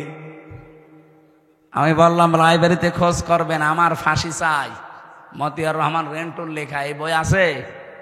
হুজুর ওই বই পড়তে নেই, ওইটা নিয়ে আসে। আমি মেজর ডালিম বলছি এই বই পান না? পরের সপ্তাহে একটা পেলাম, কারারক্ষী আশরাফুল, মুসলমান। ওরে বললাম যে ভাই আপনি আমার জাতি ভাই, যেটা আগে আসতো ও তো আর আলেম সালেম বোঝে না, ওর কাছে সব সমান। তা আপনি তো মুসলমান, আপনি যদি পারেন তো এটিএম আজহারুল ইসলাম আছে, ওই যে হিমেল বিল্ডিং এ থাকে, আপনি একটু যেয়ে বলবেন যে হামজা আপনার কাছে তাফসির আর বই চেয়েছে। উনি আমারে কিছু বই আর তাফসির পাঠিয়েছিল, তাফহিমুল কোরআন ফি জিলালিল কোরআন, প্রোডাক্টিভ মুসলিম, কারাগারে রাত দিন, জয়নব আল গাজালি, সালমান আল আউদা, এরকম ওনার কাছে বহু বই ছিল, তার ভেতরে কিছু কিছু পাঠিয়েছিল। নিরপরাধ এই মানুষটার সাথে 3টা বছর কাটিয়ে আসলাম। দেশটা স্বাধীন হয়েছে, কিন্তু এই মানুষটা এখনো মুক্ত বাতাসে বের হতে পারেনি। তার নামে যে মামলা, পুরাটা মিথ্যা, বানোয়াট আর হিংসার বশবর্তী হয়ে দেওয়া। কি কথা বলেন না কেন? আমাকে বানিয়ে বলছি। তার যে সাক্ষী আপনি দেখেন, একজন দেখেছে 6 মাইল দূর থেকে, আর এক সাক্ষী বলছে আমি 3 মাইল দূর থেকে, আর একজন বলছে আমি 1.5 মাইল দূর থেকে। আরে শয়তান, তোর চোখে কি পাওয়ার যে 6 মাইল দূর থেকে জিনিস দেখিস? মামলা যে দিয়েছে সে পালিয়েছে, মামলার যে আয়ু সে পালিয়েছে, প্রসিকিউটর পালিয়েছে, বিচারক পালিয়েছে, মামলার যিনি বাদী সে পালিয়েছে, কেউ নেই এখন। সাক্ষী যে সে পালিয়েছে। কেন ওই লোকটা ভেতরে থাকবে? আপনার বিবেক কাঁদে না? সারা বাংলাদেশের 18 কোটি মানুষের অন্তর কাঁদতেছে এই নিরপরাধ মানুষটার জন্যে। হাসিনা যখন চলে গেছে ওর কোনো চিহ্ন এ দেশে থাকবে না, কারণ ও ছিল অবৈধ, ওর রায়গুলো অবৈধ। কথা বলেন না কেন? ওর অবৈধ রায় এখনো যদি থাকে তাহলে দেশ স্বাধীন হয়ে কি হইল? আগেই তো ভালো ছিল। এই জন্য আমরা চাই কালকে ওনার রায় আছে, কোন হাইকোর্ট দেখাবেন না বাঙালিকে। যদি হাইকোর্ট দেখান যে উনি সাজাপ্রাপ্ত, এই জন্য ওনাকে ছাড়া হয় না, তাহলে তারেক জিয়া 9 বছরের সাজাপ্রাপ্ত। এখানে যারা আছে জিজ্ঞাসা করে দেখেন। আর তারেক জিয়ার বউ 3 বছরের সাজাপ্রাপ্ত। তারা যদি সাজাপ্রাপ্ত হওয়ার পরে আগস্টের 5 তারিখে তাদের মামলা ঢিসমিস হয়ে যায়, তারা যদি খালাস পায়, উনিও খালাস পাবে না? মানে লুৎফুজ্জামান বাবর আর উনি এক মামলা, একই ফাঁসির আসামি, একই জায়গায় থাকতো। বলেন তারে 17 বছর পরে যদি এ সরকার আসার পরে ছেড়ে দেয়, তারেক জিয়ার বন্ধু গিয়াসউদ্দিন মামুনকে 17 বছর পরে যদি ছেড়ে দেওয়া যায়, একটা মজলুম মানুষ, মুরব্বী মানুষ, নিজের কাজ এখন নিচে করতে পারে না, টুইলি বেড়ায়, আর এই মানুষটাকে সারা জীবন 14টা বছর থেকে জেলে রেখে দিলেন। জালেমদের নাই মায়া দেওয়া ছিল না? আপনাদের কি হয়েছে? আশা করছি আগামীকাল যেন ব্যত্যয় না ঘটে। যদি কিছু হয় 3 কোটি মানুষকে জেলে নেওয়া লাগবে আমির জামাতের সাথে। কথা বলেন না কেন? এটা রেকর্ড হচ্ছে এবং ছড়াচ্ছে, সবার মাধ্যমে জানাতে চাচ্ছি। এটা আমার একার কথা না, সারা বাংলাদেশের সবার মনের কথা এটা। হ্যাঁ, আপনার শত্রুতা থাকতে পারে, কিন্তু মন আপনারও কাঁদে। কথা বলেন না কেন? আমরা চাই আগামীতে আমাদেরকে আর হাইকোর্ট দেখাবেন না। বহু হাইকোর্ট আমরা দেখেছি। কি আমরা চাই আগামীকাল ওনাকে মুক্ত বাতাসে বের করে দিয়ে শেষ বয়সটা অন্তত তার পরিবারের কাছে থাকার ব্যবস্থা করে দিন। লোকটার যে মানবতার দরদ, ইসলামের প্রতি তার যে দরদ, আল্লাহর প্রতি তার যে তাওয়াক্কুল, আমি 3টা বছর দেখেছি। আল্লাহ রাব্বুল আলামিন তার গোলামের জীবনের ভালো কাজগুলো যেন মঞ্জুর করেন। অন্যায় যদি মানুষ হিসাবে কিছু করে থাকে আল্লাহ যেন মাফ করে দেন। শরণজিৎ বাবু কি বলেছিল, শয়তান যদি কাউকে ধরে ছেড়ে দেয়, বাঘে ধরলে ছাড়ে, হাসিনা ধরলে। এই জন্য উনি হাসিনার শিকার। এই দেশের আলেমরা হাসিনার শিকার ছিল। যারা তার পা ছাড়তে পারতো না তারা ছিল ওনার চোখের শোল, তাদেরকে জীবনটা নষ্ট করে দিয়েছে এমন এমন মামলা দিয়ে। মাওলানা মামুনুল হকের নামে ধর্ষণ মামলা দিয়েছে, নাউজুবিল্লাহ। আল্লামা সাইদির শেষ মামলা ছিল ধর্ষণ মামলা। চিন্তা করতে পারেন, আমার মতো একটা ভাঙ্গা ছেড়া হুজুর এই যে আগস্টের 5 তারিখের পরে কত মানুষকে তো পিটিয়ে অনেকে মেরে ফেলেছে। ঝিনাইদহে একজনকে মেরে টাঙিয়ে রেখেছিল। এমনকি বাংলাদেশের বিভিন্ন জায়গায় বাড়ি ঘর ভাঙা হয়েছে। কি কথা বলেন না কেন? আপনার কি মনে হয় এখন যদি কেউ আপনাকে বলে যে আমির হামজা এই আগস্টের 5 তারিখে এই 10 জন মেয়েকে ধর্ষণ করেছি, আপনি বিশ্বাস করবেন? বলেন বলেন। যে অমকের বাড়িতেও আগুন লাগিয়েছে, বিশ্বাস করবেন? ওই দিনে মামলা ঢিসমিস হয়ে যাওয়ার কথা না, কিন্তু হয়নি। ওই যে বিচারপতি কালা মানিক, তার বিসি উড়ে গেছে। ওই শয়তান বলেছিল আল্লামা সাইদিকে আমি ফাঁসি দিতে পারলাম না, এটা আমার জীবনের বড় আফসোস। এখান থেকেই তো বোঝা যাচ্ছে এগুলো সব বানোয়াট। এদের এই ট্রাইব্যুনালও বানোয়াট, এই বিচার ব্যবস্থাও বানোয়াট, ওই জজও বানোয়াট, বিচারপতিও বানোয়াট, সাক্ষীও বানোয়াট। নাই তো 75-এ জন্ম, 71-এ ধর্ষিতা হয়, এ কিসের কি? আরে ভাই অন্যেরটা বাদ দিলাম, আমি তো আমার নিজেরটা তো জানি। আমারে দিয়েছিল আনসারুল্লাহ বাংলা টিমের প্রধান সারা বাংলাদেশে, অথচ সাতাশে কি আমি জানি না। তো এইরকম মিথ্যার ওপরে সব চলতো। আমি কি একটু বানিয়ে বললাম? বলেন বলেন। আমরা নিরপরাধ মানুষটার মুক্তি চাচ্ছি শুধুমাত্র আমাদের ঈমানের দাবিতে। বিশ্বনবী মুহাম্মদুর রাসূলুল্লাহ সাল্লাল্লাহু আলাইহি ওয়াসাল্লাম 1399 জন মানুষকে তিনি শপথ বাক্য পাঠ করিয়েছিলেন হুদায়বিয়ার ওই গাছের নিচে বসে বসে। এ ঘটনা কোনোদিন শোনেননি? কি শুনেছেন আপনি? 1399 জনকে বললেন আমার হাতে হাত দাও। ওরা উসমানকে মেরে ফেলেছে, একটা নিরপরাধ মানুষ উসমান।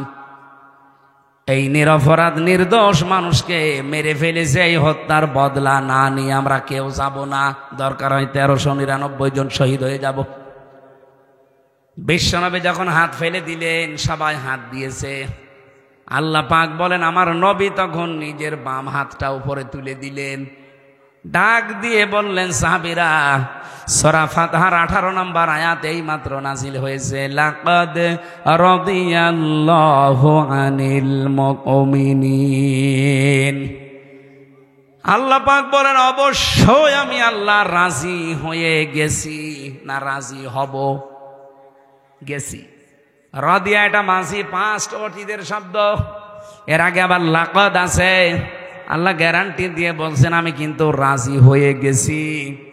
ইযিয়ুবাইউনাকা তাহতা শাজারা, এই গাছের নিচে যারা আপনার হাতের উপরে হাত দিয়ে শপথ বাক্য পাঠ করছে,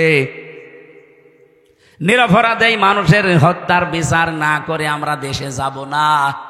আমি আল্লাহ এত বেশি খুশি হয়েছি কারণ এই কথাটা ফালিমা মাফি কুলুবিহিম, ওদের যা কথা এটা ওদের কলবের কথা, ওদের মনের খবর আমি আল্লাহ ওই সময় জানি।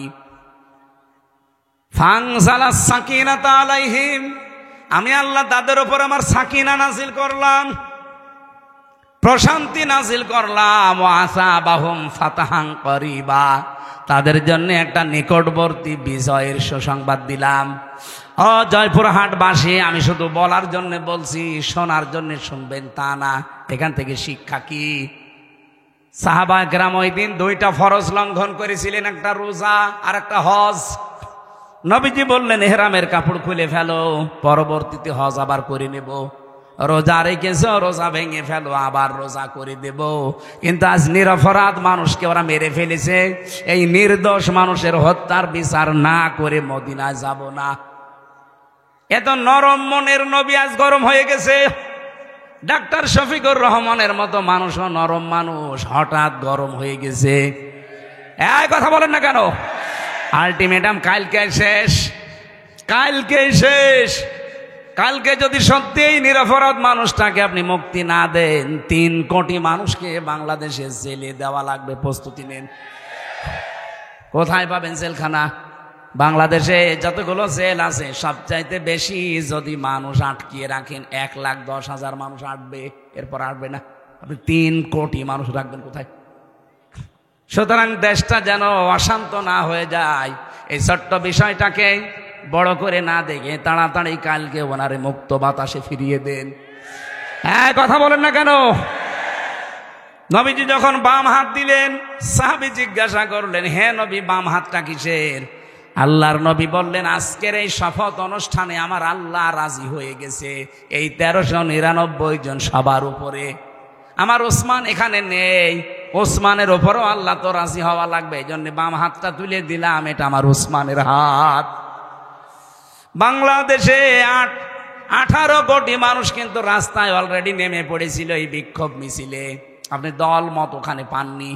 আমি তো কুষ্টিয়ায় দেখলাম লক্ষ লক্ষ মানুষ রাস্তায়, এখানে দল মত নেই। সবাই আল্লাহর কোরআনের আয়াত বিশ্বাস করে এই নিরপরাধ মানুষটার মুক্তির জন্য রাস্তায় নেমেছিল। 1500 বছর আগে হুদায়বিয়াতে আল্লাহ যদি নিরপরাধ মানুষের পক্ষ অবলম্বন করার কারণে ওদের উপরে রাজি হয়ে কোরআনের আয়াত নাজিল করে, এটিএম আজহারুল ইসলামের জন্য এই নিরপরাধ নির্দোষ এই মানুষটার মুক্তির জন্য ওই দিন যারা রাস্তায় নেমেছে, আল্লাহর কসম আল্লাহ তাদের উপরও রাজি হয়ে গেছে। আমি কথা বোঝাতে পেরেছি? সত্যি কথা বলছি আমি, কিন্তু দলীয় মনোভাব নিয়ে না, আমি কোরআনের আয়াতের সাথে মিলিয়ে বললাম। ওনারা একটা নিরপরাধ মানুষের পক্ষে থাকার কারণে যদি আল্লাহ রাজি হয়ে যায়, আমরাও তো এই নিরপরাধ মানুষটার পক্ষে আছি। আপনি নিজেই বুঝতে পারছেন, সে হাসিনার জিঘাংসার শিকার। খালেদা জিয়া বারবার কিন্তু বলেছে জামাত ইসলামের যাদেরকে ধরে ফাঁসি দেওয়া হয়েছে সবগুলো মানুষ নির্দোষ। এখনো ভিডিও আছে। আর আপনি হঠাৎ করে আগস্টের 5 তারিখের পর থেকে কিছু কিছু মানুষ দেখলে ফিরে যাচ্ছে, নাম দিচ্ছে গালি জামাত ইসলামকে। আরে ভাই, জামাতকে তো আপনি গালি দেন না, আপনি তো গালি দেন আল্লাহকে, রসুলকে আর ইসলামকে। বলে ইসলাম নিয়ে নাকি আমরা ধর্ম ব্যবসা করে খাই। আরে শয়তান, সারা জীবনে আমাদের এই পোশাক আশাক চরিত্র একই আছে। ধর্মের নামে যদি ব্যবসায় দেশে কেউ করে খেতে চায়, যারা শুধু ভোট আসলে টুপি মাথায় দেয় তারা। আজকে লুৎফুজ্জামান বাবরের বক্তব্য শুনেছেন, একটা জনসভা হচ্ছিল। উনি বলছে, আমি জেলখানায় 17 বছরে যাবার পর আমার সাথেও ছিল লোকটা 2 মাস। আমি যে ইমান এনেছি, আমার মতো ইমান আমার মনে হয় এদেশের সবাইকে জেলে দেওয়া দরকার, তাহলে আমার মতো এরকম শক্ত ইমানদার হবে। আসলেও তাই। যারা আজ ফটর ফটর করছে, এই যে চাঁপাইনবাবগঞ্জের হারুন আর ওর বউ, এই 2 জনকে জেলে দেওয়া দরকার ছিল, কারণ এই 15.5 বছরে একদিনের জন্য হাসিনার রোষানলে তারা পড়েনি। বিনা ভোটের এমপি তারাও হয়েছিল। 2 বার জেলে গেছে হারুন, একবার রিলিফের টিন আত্মসাৎ করার কারণে, আর একবার শুল্কমুক্ত গাড়ি যেটা সরকার দেয় ওটা বিক্রি করে দেওয়ার কারণে। দলীয় কারণে, ইসলামের কারণে, দেশের কারণে একবারও তারা জেলে যায়নি। জেলে গেছে নিজেদের অপরাধের কারণে। আর তারা যদি এখন এই নিরপরাধ মানুষদের বিপক্ষে কথা বলে, এটা মেনে নেওয়া যায় বলেন? কিছু কিছু মানুষের কথাবার্তারা এমন এমন শুনতে পাচ্ছি। এই জন্য যারা দায়িত্বে আছেন বড় বড়, আপনারাও মাজলুম মানুষ। আমরা আশা করব আপনারা এমন কথা বলবেন না যে আপনার কারণে, আপনার কথার কারণে এদেশের হাজারো হাজারো হাজারো মানুষের অন্তরে আঘাত লাগে। কি আমি নাম নিতে পারলাম নয় মানুষগুলো। আশা করছি আপনারা পরিবর্তন হবে। এই জন্য দিন থেকে ফিরে গেলে আল্লাহর কোনো লস আছে, কোনো ক্ষতি আছে? আয়াতটা নাজিল হয়েছিল হযরতে রাসূলুল্লাহর জীবনের ওই সময়ে যখন কিছু মানুষ দিন থেকে ফিরে চলে যাচ্ছিল, যে রাসূলুল্লাহকে বিপদে ফেলে দেবে, যে আমরা তোমার পেছনে নেই, তোমার এই দিন কি করে চলে আমরা দেখব, আল্লাহ তখন এটা নাযিল করলেন। হযরতে আবু বকর সিদ্দিক রাদিয়াল্লাহু তাআলা আনহু, তিনি ক্ষমতা নেওয়ার পর, তিনি খলিফা হওয়ার পর চারিদিকে আল্লাহর দিন থেকে বেরিয়ে যাওয়ার হিড়িক তৈরি হয়েছিল। বিশেষ করে কিছু ধর্মত্যাগী, এদিকে তাকান, কিছু ধর্মত্যাগী দ্বারা আল্লাহর দিনের গুরুত্বপূর্ণ বিধান যাকাত এইটা পর্যন্ত দিতে অস্বীকার করেছিল। এটা ইতিহাসে শোনেননি? আবু বকরের সময় এসে তারা আল্লাহর বিধান যাকাত ওরা বলছে আমরা দেব না। হযরতে আবু বকর ঘোষণা দিয়ে দিলেন, রাসূলুল্লাহর জামানায় যারা যাকাত দিতেন, আমার এই সময় এসে যদি যাকাতের একটা ছাগলের দড়িও দিতে কেউ অস্বীকার করেন, আমি আল্লাহর নবীর সাহাবী আবু বকর একা হলেও তার বিরুদ্ধে যুদ্ধ করব। আজ বাংলাদেশের দিকে আমি মেলালাম এই আয়াতটা, কত মানুষ তো ফিরে চলে যাচ্ছেন রাজনৈতিকভাবে, দলীয়ভাবে, ধর্মীয়ভাবে। যদিও রাজশাহী, খুলনা এই দুইটা বিভাগ এখনো পর্যন্ত এ প্রভাব পড়েনি, অন্যান্য বিভাগে অনেক বেশি পড়ে গেছে ধর্মীয় কায়দায়। হাজারো মানুষকে আমরা দেখছি দিন থেকে তারা ফিরে চলে যাচ্ছে, আর তারা মনে করছে আমরা দিনই মানছি, অথচ ওটা দিন না। বিশেষ করে কুমিল্লা, ব্রাহ্মণবাড়িয়ায় যে আমার তাহেরি ভাই, আমি নাম ধরে বললাম, কারণ তারা দিন থেকে মানুষকে দূরে সরিয়ে অন্য জায়গায় নিয়ে চলে যাচ্ছে। ওরা যা করছে আল্লাহর কসম ওটা ইসলাম না। দয়াল বাবা, কেবলা বাবা, ফতে বাবা, শাহ আলী বাবা, কেল্লা বাবা, এ কোনো ইসলাম? বলেন কোন ইসলাম? এরা মানুষকে এভাবে দূরে সরিয়ে নিয়ে চলে যাচ্ছে। বাংলাদেশে শুনে ওনারা না, বহু মানুষ এই 15.5 বছরে বেশি করেছে এগুলো, এখনো ওরা থেমে নেই। বিভিন্ন কায়দায় মানুষকে দূরে সরিয়ে নিয়ে যাচ্ছে আসল দিন থেকে। আসল দিন ওই যে মাওলানা আবু বকর বলছিল না, যে পৃথিবীতে সবচাইতে বড় দিনের কাজ হচ্ছে একামতে দিন। কারণ এইটা কায়েম না হলে আপনি সুদ থেকে বাঁচতে পারবেন না, এটা কায়েম না হলে ঘুষ থেকে বাঁচতে পারবেন না। এই কথা বলেন না কেন? এটা কায়েম না হলে আপনি জীবনেও জেনা, ধর্ষণ থেকে বাঁচতে পারবেন না। এই যে ছিনতাই হচ্ছে, প্রশাসন পারছে না কন্ট্রোল করতে, এইটা এনে দেন, প্রশাসনও লাগবে না। মানুষের ভেতরে যখন তৈরি হয়ে যাবে, আমরা ওইটা তৈরি করার জন্য চেষ্টা আছি ভাই। যারাই দায়িত্বে আছেন আপনারাই থাকেন, আপনাদেরকে দিয়ে আমরা কোরআনের এই আয়াতগুলো প্রয়োগ করাবো, দেশটা হয়ে যাবে মিনি জান্নাত। এক কথা বলেন না কেন?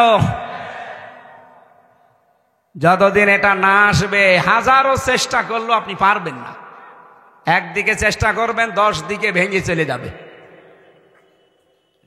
এই জন্য আপনাদের চাইতে যেহেতু বাস্তবতা আমি দেখেছি বেশি, বয়স আমার ছোটতাতে কি, যখন গভীর হয় দেখি রাতের বেলায় 3টা জিনিস রাস্তায় পাওয়া যায় বেশি, একটা বক্তা, একটা কুত্তা, আর একটা পুলিশ।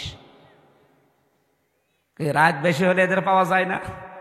রাস্তায় যাবে, হয় দেখা হবে কোনো বক্তার সাথে, নাই কুত্তার সাথে, নাই পুলিশের সাথে। এই জন্য বাস্তবতার দিকে তাকিয়ে বলছি, বয়স ছোট তাই কি, আমি অনেক কিছু বাস্তবতায় বুঝি। এই জন্য আহ্বান জানাচ্ছি, সব বাদ দেন ভাই। আল্লাহর দিন থেকে দিনের নাম নিয়ে আপনাকে ফেরত নিয়ে চলে যাচ্ছে ধর্মীয় কায়দায়, রাজনৈতিক কায়দায়, দলীয় কায়দায়, বিভিন্ন কায়দায় আজ দিন থেকে মানুষ চলে যাচ্ছে। রব্বুল আলামিন ঘোষণা দিয়ে জানিয়েছেন, ওয়াইন তাতাওয়াল্লাউ ইস্তাবদিল কওমান গায়রাকুম সুম্মা লা ইয়াকুনু আমসালাকুম। সূরা মুহাম্মদ। যদি তোমরা মুখ ফিরিয়ে নাও আমার দিন থেকে, আমি আল্লাহ এমন একটা দল তোমাদের উপরে নিয়ে আসবো যারা তোমাদের মতো হবে না। তারা আমাকে ভালোবাসবে, আমি নিজেও তাদেরকে ভালোবাসবো। তারা কারা? তাদের আল্লাহ কয়েকটা গুণ দিয়েছেন। দেখেন তো, বাংলাদেশে 72টার উপরে দল, 48টা নিবন্ধিত দল, আর একটা হলে আমরা 49টা থাকতাম, আমাদেরটাও ছিল। কিন্তু শয়তানরা রাগ করে, হিংসা করে, রাজনৈতিক প্রতিহিংসার কারণে আমাদেরটা আটক করে রেখেছে। আমাদের নিবন্ধন ছিল না, আমাদের মার্কা ছিল না। এই কথা বলেন না কেন? আরে ভাই, সরকার ছিল অবৈধ, রায় দিয়েছিল অবৈধ, আমাদেরটা নিবন্ধনও আটকিয়ে রেখেছিল অবৈধভাবে, তার অবৈধ কিছুই থাকার কথা না, কেন এটা আটকিয়ে রাখবেন? আমি আবার বলছি, কোনো হাইকোর্ট আমরা দেখতে চাই না। বাঙালিকে হাইকোর্ট দেখাবেন না, খুব তাড়াতাড়ি আমাদের মার্কার নিবন্ধন ফেরত দেওয়া লাগবে। এটাই আপনারা রাজি আছেন না? দেখেন তো হাত তোলেনি কে? দেখেন ওই যে পেছনের ওরা হাত তোলেনি, হাত তোলেন। ওরা তাও তোলেনি, ওরা মনে হয় ওই দলের। ঠিক আছে, সারা দেশ থেকে এভাবে 18 কোটি মানুষ একবারে দাঁড়িয়ে যাওয়া দরকার। আপনি বৈধ জিনিস দেবেন না কেন? এই মার্কা নিয়ে যদি আল্লামা দেলাওয়ার হোসাইন সাইদি দাঁড়িপাল্লা মার্কা নিয়ে যদি এমপি হতে পারে, সেই মার্কা নিয়ে সামনে সাইদ সাহেব হতে পারবে না? বলেন। আমরা চাই দেশে 300 এমপি হবে সামনে।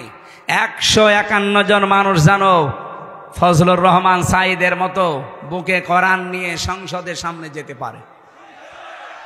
মাত্র 151 জন। 300 জনের ভেতরে যদি যেতে পারে, আমি আল্লাহর কসম দিয়ে বলতে পারি, নামাজের ওয়াজ এই দেশে আর করা লাগবে না, জাকাতের ওয়াজ করা লাগবে না, পর্দার ওয়াজ করা লাগবে না, জেনার ওয়াজ করা লাগবে না, এমনি তার পরের দিন বন্ধ হয়ে যাবে। সাইদ সাহেবের মতো 151 জন বলবে, মাননীয় স্পিকার আমরা নামাজের বিল চাই। উনি বলবে ঠিক আছে, হাত তোলেন কারা কারা চান। 300-র ভেতরে এরকম 151 জন হাত তুললে ওটা পাশ হয়ে যাবে। তারপরের দিন 18 কোটি মানুষ বাংলাদেশে নামাজ পড়তে বাধ্য। বলেন বলেন। আপনি সাইদ সাহেবকে ভোট দিয়েছিলেন মাত্র একটা। উনি যদি ওই জায়গায় কোরআন বুকে নিয়েছে নামাজের বিল আনতে পারে, নামাজ পড়বে মানুষ 18 কোটি। আপনার একটা ভোট দেওয়ার কারণে 18 কোটি মানুষ নামাজের সওয়াব আপনি আমল নামায় পাবেন। এটা রাজনীতি মনে হয় আপনার কাছে? আর আপনি যেটা করেন ওটা তো পুরা দুর্নীতি।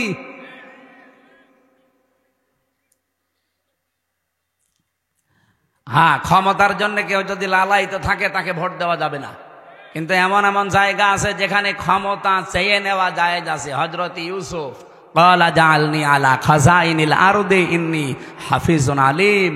হযরত ইউসুফ আলাইহিস সালাম বলেছিলেন, বাদশাহ খাদ্যের দায়িত্বটা আমারে দেন, আমি সংরক্ষণ করতে পারবো। সুতরাং বাংলাদেশে অর্থনৈতিকভাবে আল্লাহর ওলি কারা এ দেশ কিন্তু প্রমাণ পেয়ে গেছে। কথা বলেন না কেন? আপনি যা মনে করেন, রাগ করেন, খুশি হন, আমার ওটা দেখার দরকার নেই। বাস্তবে আমি বলছি, বাংলাদেশে রাজনৈতিকভাবে এবং অর্থনৈতিকভাবে আল্লাহর ওলি হচ্ছে জামাত শিবির। আপনি দেখেন 4 আনা এদিক ওদিক পাবেন না, তার প্রমাণ এখনো ইসলামী ব্যাংক। সুতরাং এরা যে প্রমাণ দিয়ে দিয়েছে যে অর্থনৈতিকভাবে এরা আল্লাহর ওলি, 4 আনা এদিক ওদিক হয় না। এদের 2 জন মন্ত্রী ছিল, এখনো পর্যন্ত তাদের মাটির বাড়ি উপরে টিন। মন্ত্রী মাটির বাড়ি উপরে টিন, 26টা টাকা বেঁচেছিল, ওইটা আবার ফেরত দিয়েছে।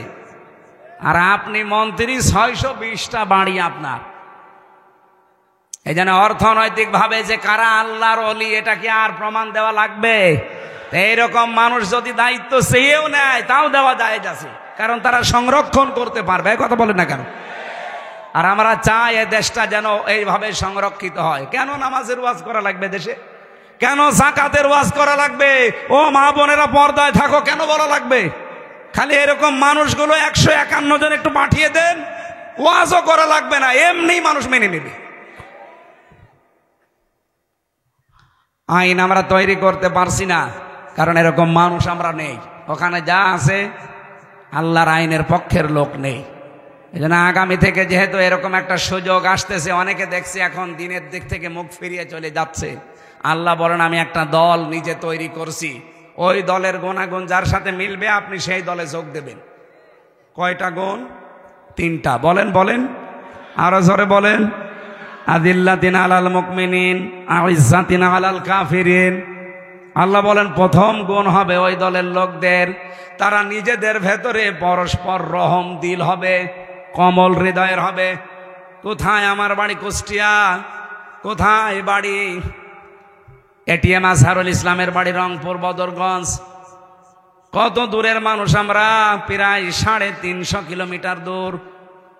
এরপরও আপনি দেখতে পারেন নিজের আপন ভাইকে আমি যতটুকু ভালো না বাসি, তার চাইতে দিনের কারণে ইমানের কারণে, ইসলামের কারণে আজহারুল ইসলামকে তার চাইতে 100 গুণ বেশি ভালোবাসি।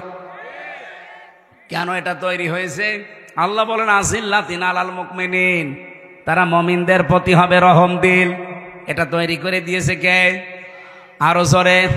আপনি দেখেন একামতে দিনের দায়িত্বে সারা বাংলাদেশে যারা আছে মনে হয় তারা সবাই এক ভাই, অথচ নিজের আপন ভাই ইসলাম মানে না, দিন মানে না, তাকে আমি জানের শত্রু মনে করি শুধু ইসলামের কারণে। এক কথা বলেন না কেন? আযিল্লাতিন আলাল মুমিনিন আইজ্জাতিন আলাল কাফিরিন, কাফেরদের প্রতি তারা হবে কঠোর, ভয়ঙ্কর। আগস্টের 5 তারিখের পরে এই দেশে ইসলামের বিরুদ্ধে কোনো কথা বলার সাহস কেউ দেখালে সবচাইতে বড় কড়াকড়ি ভূমিকা পালন করে দেশের একামতে দিনের কর্মীরা এবং ইসলামপন্থী যারা, তারাই। আপনি দেখেন অন্যদের চাইতে এরা কড়াকড়ি বেশি, কারণ এরা কোরআনের আয়াত মেনে চলে। ইউজাহিদুনা ফি সাবিলিল্লাহ, তারা আল্লাহর রাস্তায় জিহাদ করে। লা ইয়াখাফুনা লাউমাতা লাইম, কোন তিরস্কারকারীর তিরস্কারকে তারা পাত্তা দেয় না। এই জন্য আমিরে জামাতের ঘোষণা 2 দিন আগে শোনেননি, আপনারা আমাদেরকে চোখ রাঙাবেন না। সমালোচনা করেন, ওয়েলকাম জানাবো, কিন্তু কারো চোখ রাঙানি খাওয়ার জন্য আমরা বড় হইনি। আমরা দিনের কাজ করছি আল্লাহর দিকে তাকিয়ে, কারো তিরস্কারের ভয় আমরা পাই না। কে আমাকে ভালো বলবে, কে আমাকে যুদ্ধ অপরাধী বলবে, দেশ বিরোধী, ওটা আমার দেখার দরকার নেই। আমি কাজ করছি কার জন্যে? বলেন বলেন। এই যে 3টা গুণ বললাম, বলেন 73টা দল এখন বাংলাদেশে, 72টা, কোন দলের ভেতরে এই 3টা গুণ বেশি পাওয়া যায় আপনি বলেন? আল্লাহ বলেন এই মানুষগুলোকে আমি ভালোবাসি, তারাও আমাকে ভালোবাসে। যালিকা ফাদলুল্লাহ, এটা আল্লাহর অনুগ্রহ। ইউতিহি মাইয়াশা, যাকে তাকে আল্লাহ দেয় না, যাকে পছন্দ করে তাকে দেয়। আল্লাহু ওয়াসিউন আলিম, এবং আমি আল্লাহ প্রশস্ত প্রাচুর্যময়। এই আয়াতের পরের আয়াতে আল্লাহ 3টা গুণ দিয়েছেন। এদিকে তাকান, আপনাকে আমি কোরআন দিয়ে শোনাচ্ছি, আমার বাবার কথা না। আল্লাহ পাক যেই দলকে নিজে নিয়ে আনবেন বলছেন, ফাসাউফা ইয়াতিল্লাহ বিকৌমিন, আল্লাহ বলেন এমন একটা দলকে আমি নিয়ে আনবো, এই দলকে আমি অনুমাক্কিনা লাহুম ফিল আরদ, জমিনের শাসন ক্ষমতা দেব। কেন দেব জানো? অনুরিয়া ফিরাউনা ও হামানা ও জুনুদাহুমা মিনহুম মা কানু ইয়াহদারুন, আমি ফেরাউনকে, হামানকে আর তার দলের লোকদেরকে, সৈন্যবাহিনীকে দেখাতে চাই তারা সবচাইতে বেশি ভয় যাদেরকে পেত তাদেরকে আমি জমিনের শাসন ক্ষমতা দিয়ে দিয়েছি। এই 54 বছরে এই দেশের জালেমরা সবচাইতে বেশি ভয় পেয়েছে কিন্তু এদেশের একামতে দিনের নেতা কর্মীদেরকে, ওদের সবচাইতে বেশি ভয় এদেরকে। এদেশে আর দল নেই ইসলামী দল, কারো ওপরে কিন্তু বাতিলের টার্গেট না, টার্গেট শুধু যারা দিন কায়েম করে তাদের। এই কথা বলেন না কেন? আল্লাহ বলেন মিনহুম মা কানু ইয়াহদারুন, ওরা সবচেয়ে বেশি ভয় যাদের পেত তাদেরকে আমি ক্ষমতা দান করলাম। সে আল্লাহ এখন নেই। উনি যেহেতু আয়াতে বলছে আমি দান করব, ফাইন্না হিজবাল্লাহি হুমুল গালিবুন, আমার দল এরাই হবে গালেব সামনে। সুতরাং এই আয়াতটা আমরা দেখতে চাই, সামনে যেন আল্লাহ আমাদের চর্ম চোখে দেখায়। বলেন আমিন। গুণের কথা বললাম কয়টা? 3টা। বলেন আরো জোরে বলেন। 1 নম্বরে আল্লাযীনা ইউকিমুনাস সালাত, যারা নামাজ কায়েম করে। নামাজ কায়েম কিন্তু এই জিহাদের কাজ না, সাইদ সাহেবের কাজ না, নামাজ কায়েমের দায়িত্ব রাষ্ট্রের। কথা বলেন না কেন? আল্লাযীনা ইম্মাক্কান্নাহুম ফিল আরদি আকামুস সালাহ, আমি যদি এরকম মানুষদেরকে দায়িত্ব দেই, শাসন ক্ষমতা পেয়েই তারা নামাজের বিল কায়েম করবে। সুতরাং বাংলাদেশে যারা নামাজ কায়েম করতে চায়, 1 নাম্বার গুণ। 2 নাম্বারে ইউতুনাস যাকাতা, যারা যাকাত দিতে চায়। বাংলাদেশে যাকাত আদায়ের দায়িত্ব কি আমার? রাষ্ট্রের। কার? বলেন বলেন। তাহলে এ দেশ যদি ইসলামের হাতে তুলে না দেন, যাকাত ভিত্তিক অর্থনীতি কায়েম হবে? আজ বাংলাদেশে ব্যাংকিং ব্যবস্থার দিকে তাকিয়ে দেখেন তো, ইসলামী ব্যাংকে যে নিয়ম নীতিগুলো মেনে চলে, সব ব্যাংকে যদি এই নিয়ম নীতি থাকতো, সুদের মতোই মারাত্মক গুনাহ, মায়ের সাথে জেনা করা লাগতো না। সুদ খাওয়া আর মায়ের সাথে জেনা করা সমান। কে কথা বলেন না কেন? আমরা ইসলামী অর্থনীতির মোশারাকা, মোদারাবা, মোরাবাহা, বায়ে সালাম, বায়ে ইস্তেসনা, বায়ে মুআজ্জাল, অহেদা, এরকম 28টা নিয়ম আছে ইসলামী ব্যাংক যেগুলো মেনে চলে। বাংলাদেশের সোনালী, রূপালী, চৈতালি ব্যাংক আছে, ওটাও হবে। যত রকমের ব্যাংক আছে, সোনালী, রূপালী, এরপরে অগ্রণী, চৈতালি, সব ব্যাংকে যদি ইসলামের এই অর্থনীতি আমরা কায়েম করে দিতে পারতাম, মায়ের সাথে জেনা করার গোনা থেকে বাঁচতে পারতাম। অথচ এই গোনা বাংলাদেশে এখন নেই। বলেন বলেন, এখানে অনেকে বসে আছে। এই যে টাকা ছেড়ে রাখেন, 1000 টাকা ছেড়ে দিলে মাসে মাসে 200 টাকা বেশি দেয়। এই নিয়ম নীতি নেই এলাকায়। এটা যারা করছেন, এটা মায়ের সাথে অলরেডি আপনি জেনা করছেন, এটা ছেড়ে দেওয়া লাগবে। আরে ভাই, মায়ের সাথে জেনা করে এসে নামাজে দাঁড়ালে নামাজ হয়? বলেন, যারা এই কাজে আছেন কারা কারা এটা ছেড়ে দেবেন? হাত তোলেন তো। 2 হাত তুলছো। এই লোকটা নাই, বললো যে হুজুর আপনার মাহফিল নেবো, এই টাকা ছেড়ে রেখেছে, ওষুধের টাকা। এইদিকে আসেন। না না, ভুল না, তবে 2 হাত তুলবে। আপনি আমার মাহফিল নেবেন? কিসের মাহফিল নেবেন আপনি? না, যারা টাকা ছেড়েছেন ভাই, আপনি না খেয়ে মরে যান, তারপরেও এই কাজটা করেন না। আপনার নামাজ, রোজা, এই যে দাড়ি, টুপি, পাগড়ি সব মাঠে মারা যাচ্ছে। আপনি মায়ের সাথে জেনা করে আসলেন, নাউজুবিল্লাহ।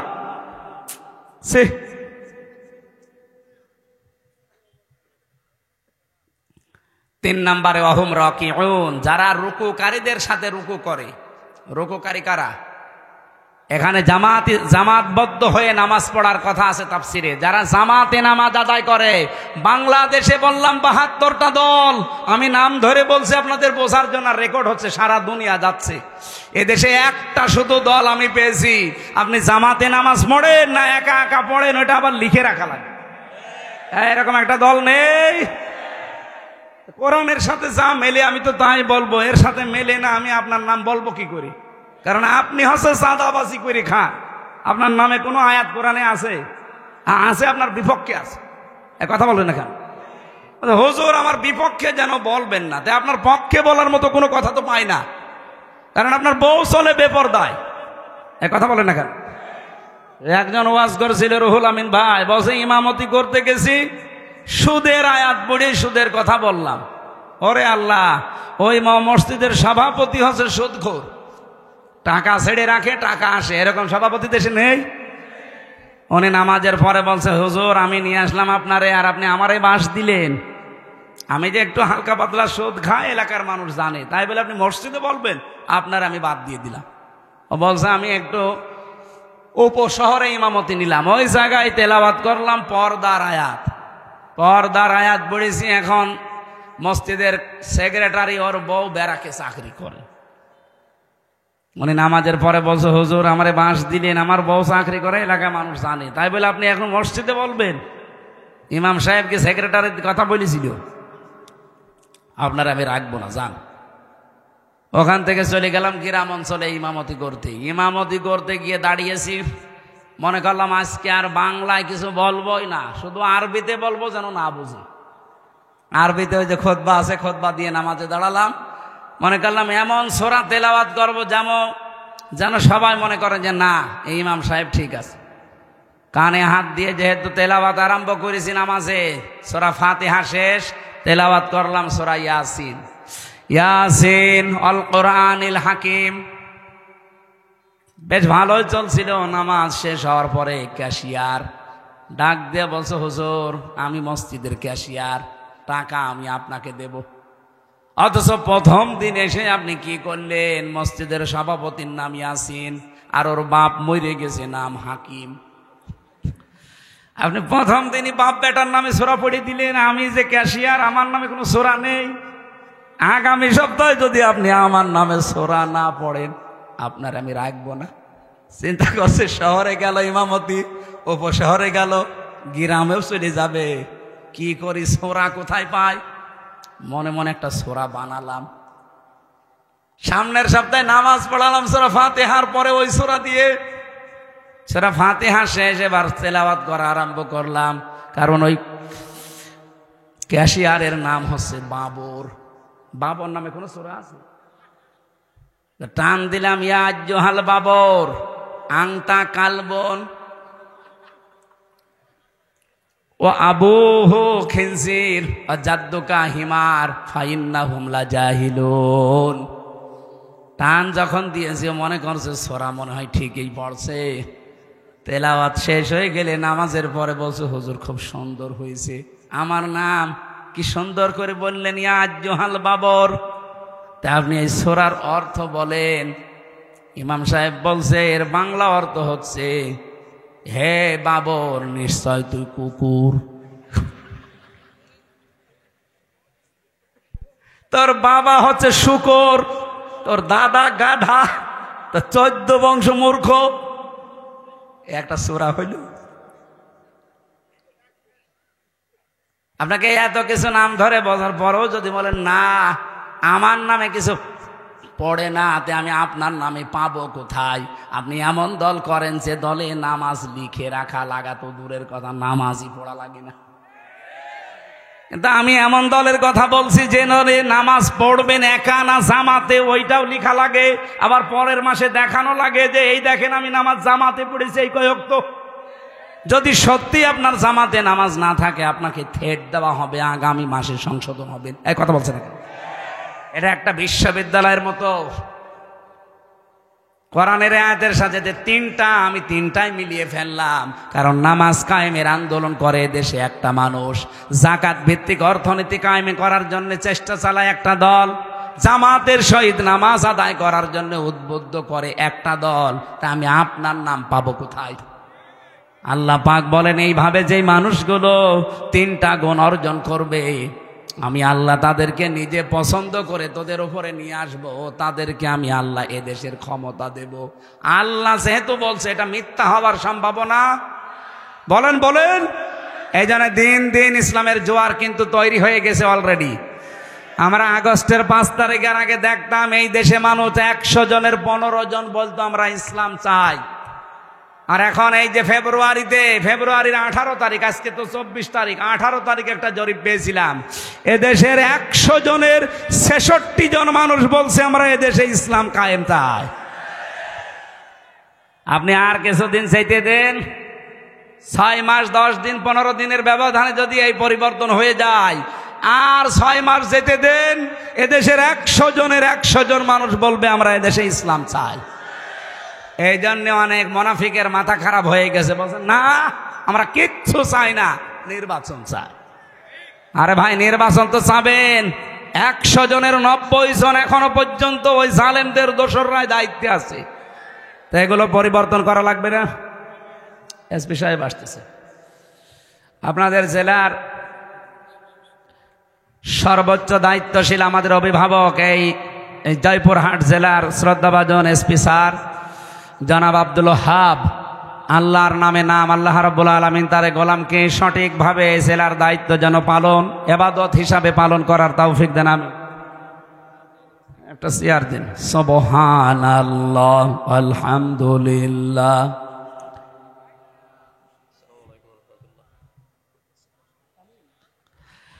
লা ইলাহা ইল্লাল্লাহ মুহাম্মাদুর রাসূলুল্লাহ। এই বসো বসো বসো। নূর আলম ভাই ওসি, আমাদের ওসি সাহেব এসেছে, এসপি সাহেব এসেছে। আপনাদের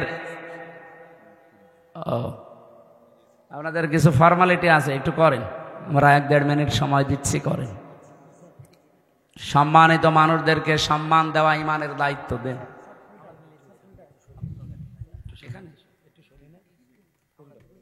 আপনারা দেন না না না না না, এদের যেহেতু আছে নিয়ম দেন। কমিটি কয়, কমিটির লোকজন দিয়ে দেন। আমরা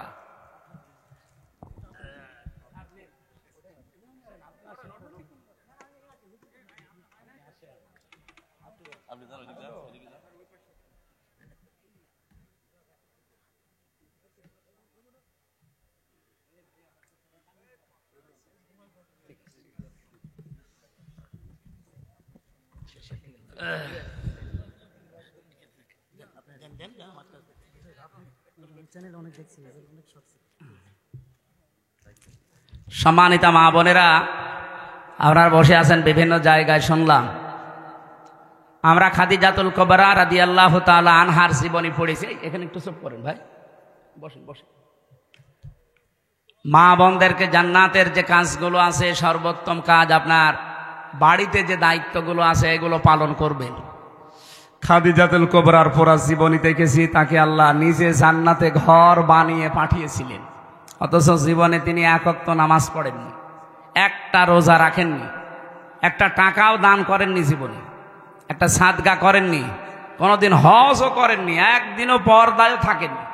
কারণ এই বিধানগুলো সব তার ইন্তেকালের পরে নাজিল হয়েছে। কথা বুঝতেছেন? এই জন্য এগুলো তিনি পালন করতে পারেননি, অথচ আল্লাহ নিজে জান্নাতে ঘর বানিয়ে তার জন্য পাঠিয়ে দিয়েছিলেন দুনিয়ায়। সুসংবাদ জানিয়েছেন, একটা মহিলাকে আল্লাহ সালাম দিয়েছেন, তার নাম খাদিজাতুল কুবরা রাদিয়াল্লাহু তাআলা আনহা। আমি তার পুরা জীবনীতে এইটাই পেয়েছি, আল্লাহ রাব্বুল আলামিন সালাম দেওয়া, জান্নাতে ঘর তৈরি করে পাঠিয়ে দেওয়া সুসংবাদ একটা কারণে, তিনি তার স্বামীর পেছনে সব উজাড় করে দিয়েছিলেন। আজ হাজারো পরিবারে স্ত্রীর ছোট মনের কারণে অনেক সন্তান, আমরা যারা স্বামী আছি, মানসিক রোগী হয়ে যাচ্ছে। আমি নিজে স্বামী, এখানে যত স্বামী বসে আছে প্রত্যেক স্বামীর পক্ষ থেকে আমি বলতে পারি, পৃথিবীতে এমন কোনো স্বামী নেই যে বিয়ের পরে আমার মা বাবা আলাদা হয়ে যাক, এটা আমরা চাই। বলেন, 100টার 98টা পরিবারে আমরা বাধ্য হই। এই কথা বলেন না কেন? মা বাবাকে হয় আলাদা করে দেয়, নাই বাড়ি থেকে তাড়িয়ে দেয়, নাই বৃদ্ধাশ্রমে রেখে আসে, অথবা আর এক ভাইয়ের আন্ডারে দিয়ে দেয়। এরকম বহু মামলা ওসি সাহেবদেরকে থানাতে হ্যান্ডেলিং করা লাগছে। না, এগুলো আমাদের চরিত্র সংশোধন হওয়ার জন্য যাদের সাপোর্ট লাগবে তারা আমাদের স্ত্রী। সম্মানিতা মা বোনেরা, আমি আবার বলছি, শ্বশুর শাশুড়িকে যতদিন পর্যন্ত নিজের মা বাবার মতো মনে না করবে ততদিন জীবনও স্বামীর মন পাবেন না।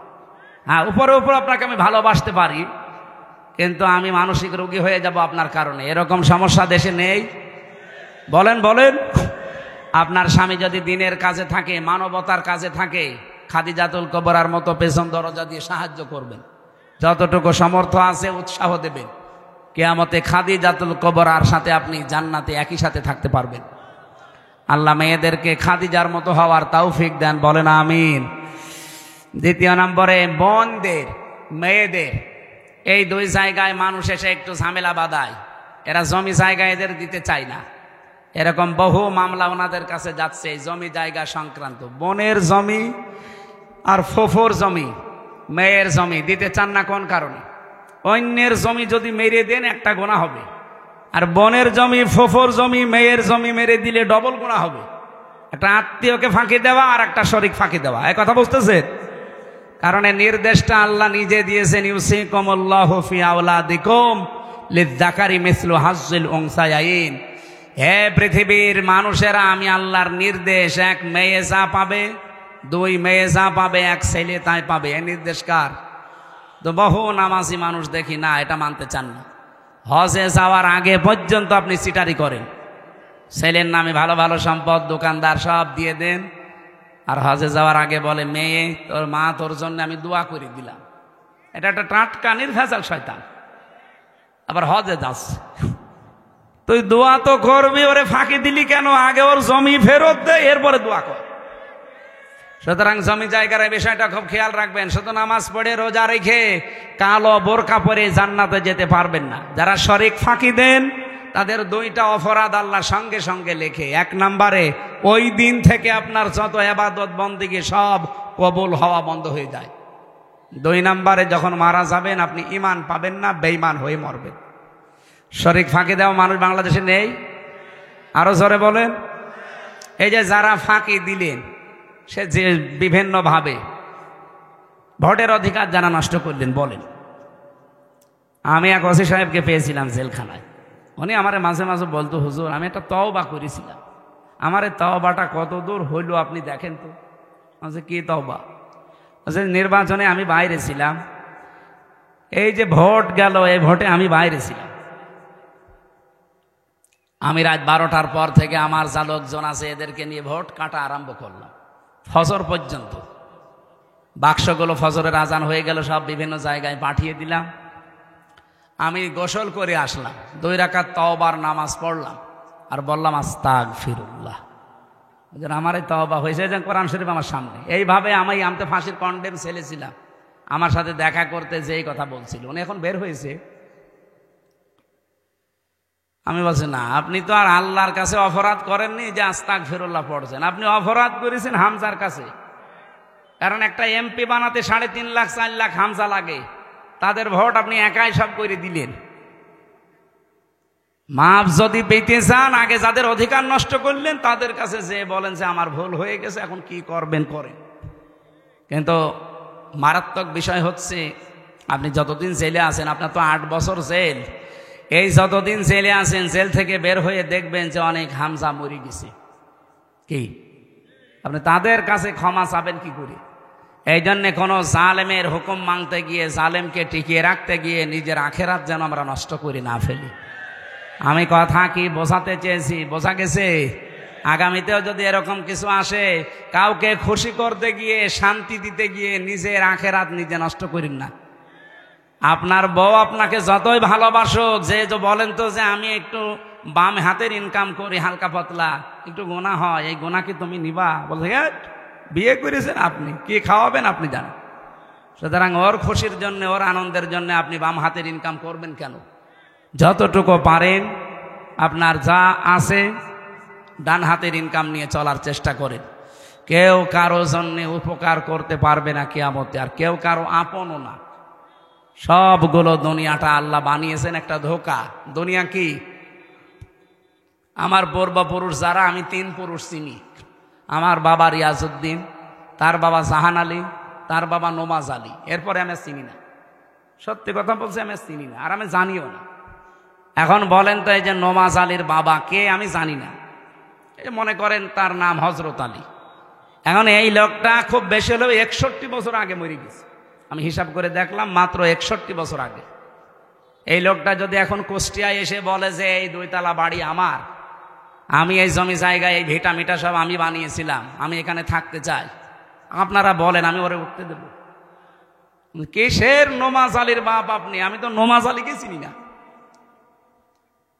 আমি কি বেশি বললাম? এটা হবে। এই জন্য যাদের জন্য যা করছেন এগুলোই কিন্তু মারাত্মক শত্রু হয়ে দাঁড়াবে সামনে। এই জন্য কারো জন্য কিছু করতে গিয়ে আপনি নিজের আখেরাতটা অলরেডি নষ্ট করেন না। এটা পাগল ছাড়া কেউ করে না। আমি এখন মারা গেলে, সত্যি কথা বলছি, বাড়ি নিয়ে যাবেন, আমার বউকে যদি বলেন হামজা মরে গেছে পাহারা দেন, ও বলবে না, জিন আসবে। পাহারা দিতে হলে 3-4 জন দেন, একসাথে দেই। সকাল হলে আমারে কবরে দিয়ে দেবে। কবরে দিয়ে হয়তো 2-3 দিন খুব কান্নাকাটি করবে, এত শখের স্বামী আমার মরে গেল। হয়তো 7 দিন আরো বেশি কান্নাকাটি করবে। 4 মাস 10 দিন পরে ঠিক আমার শ্বশুর শাশুড়ি এসে ম্যাডামরে নিয়ে যাবে, বলবে দল মত নির্বিশেষে, বিশেষ করে আয়োজনে যারা সম্পৃক্ত, এলাকার মানুষকে নিয়ে বিশাল কোরআনের অনুষ্ঠানে যারা আঞ্জাম দিলেন, সবাই আল্লাহর দরবারে শুকরিয়া আদায় করেন নাকি ভগবানের কাছে?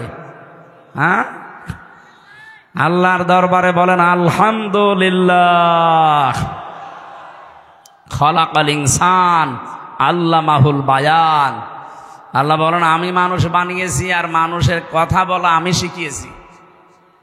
যদিও আমাদের কথা এই 15.5 বছরে অদৃশ্যভাবে প্রায় বন্ধই করে রেখেছিল। বাক শক্তি দিয়েছেন কে? অথচ আল্লাহর এই বান্দাদের কণ্ঠনালী চেপে ধরেছিল এক প্রকার শক্তি। সেই শক্তিকে আল্লাহ সমূলে ধ্বংস করে দিয়েছে। ফাকতি আদাবিরুল কওমিল্লাযিনা যালামু, জালেমদের শিকড় কাটা হয়ে গেছে। কেটেছে কে? না না, আপনি আলেম, এখানে যারা আলেম আছে জিজ্ঞাসা করেন কতিয়া, এটা মসুল, এর ফাইল বা কর্তা জানা নেই। জালেমদের এই বাড়ি ঘর ভাঙলো কে? ওদের ক্ষমতা থেকে নামাইলো কে? কেউ জানে না। ছাত্র জনতা একটা উসিলা, কে করেছে কেউ জানে না। এই জন্য সারা দেশের দিকে তাকান, জালেমদের বাড়ি ঘর আবার এই ফেব্রুয়ারির 5 তারিখে নতুন করে আর একটা আযাবুল বুলডোজার গেল। কোন আযাব? আযাবুল বুলডুজার। খালি উস্কানি দেবে, এরকম একটা করে আযাব নাজিল হবে। এই জন্য যারা আছেন পালিয়ে অন্তত আর উস্কানি দিয়েন না, যেটুকু আছে এটুকু আবার হারিয়ে যাবে। এক উস্কানিতে 32-33 হয়ে গেছে, এক কথা বলে না কেন? আবার দেবেন 34 হয়ে যাবে। এই জন্য আশা করছি ওনারা যেন উস্কানি আর না দেয়, আর আমরাও পাগলের মতো উস্কানিতে যেন পা না দেয়।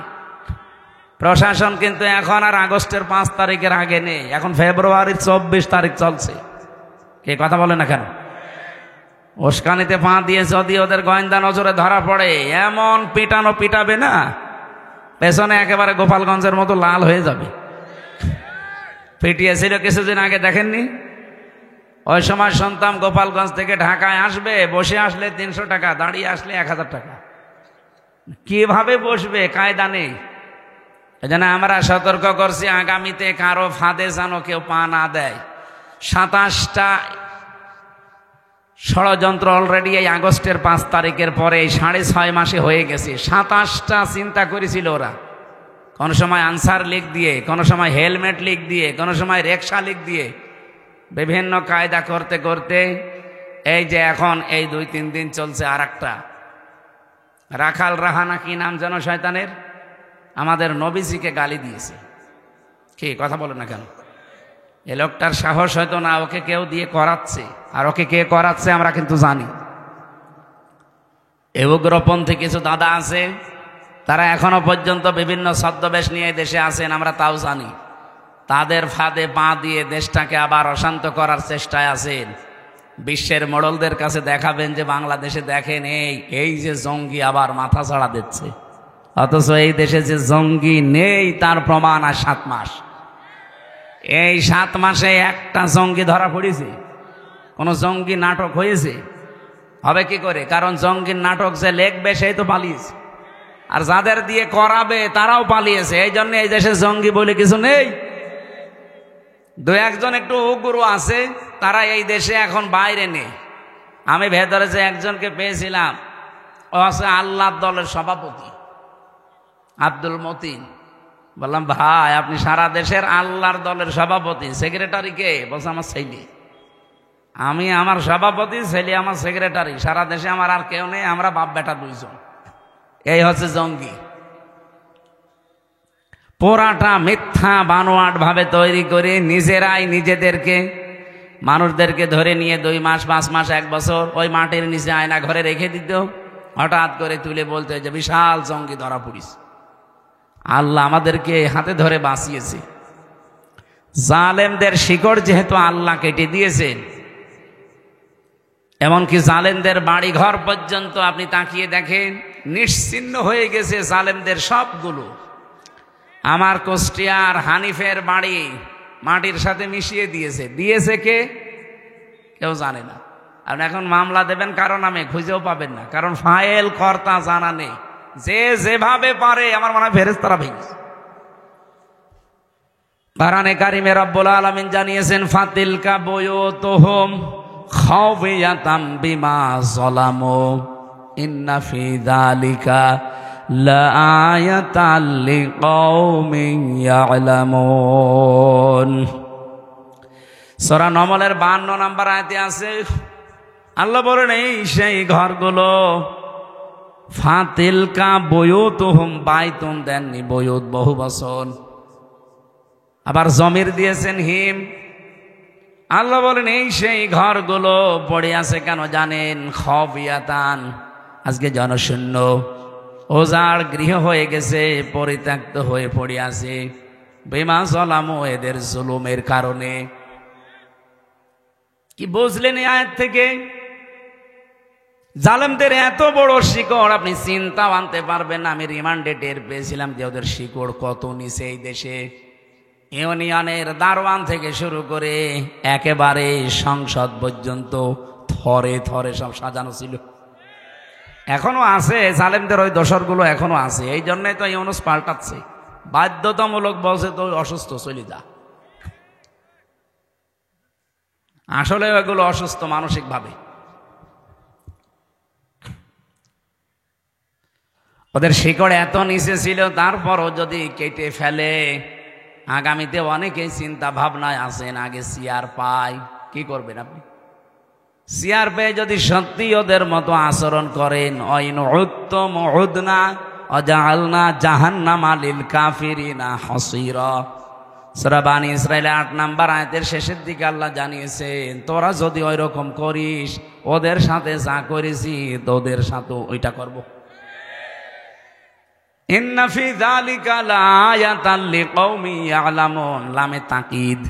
আল্লাহ বলেন অবশ্যই এর ভেতরে শিক্ষা আছে ওই মানুষগুলোর জন্য যারা জ্ঞানী।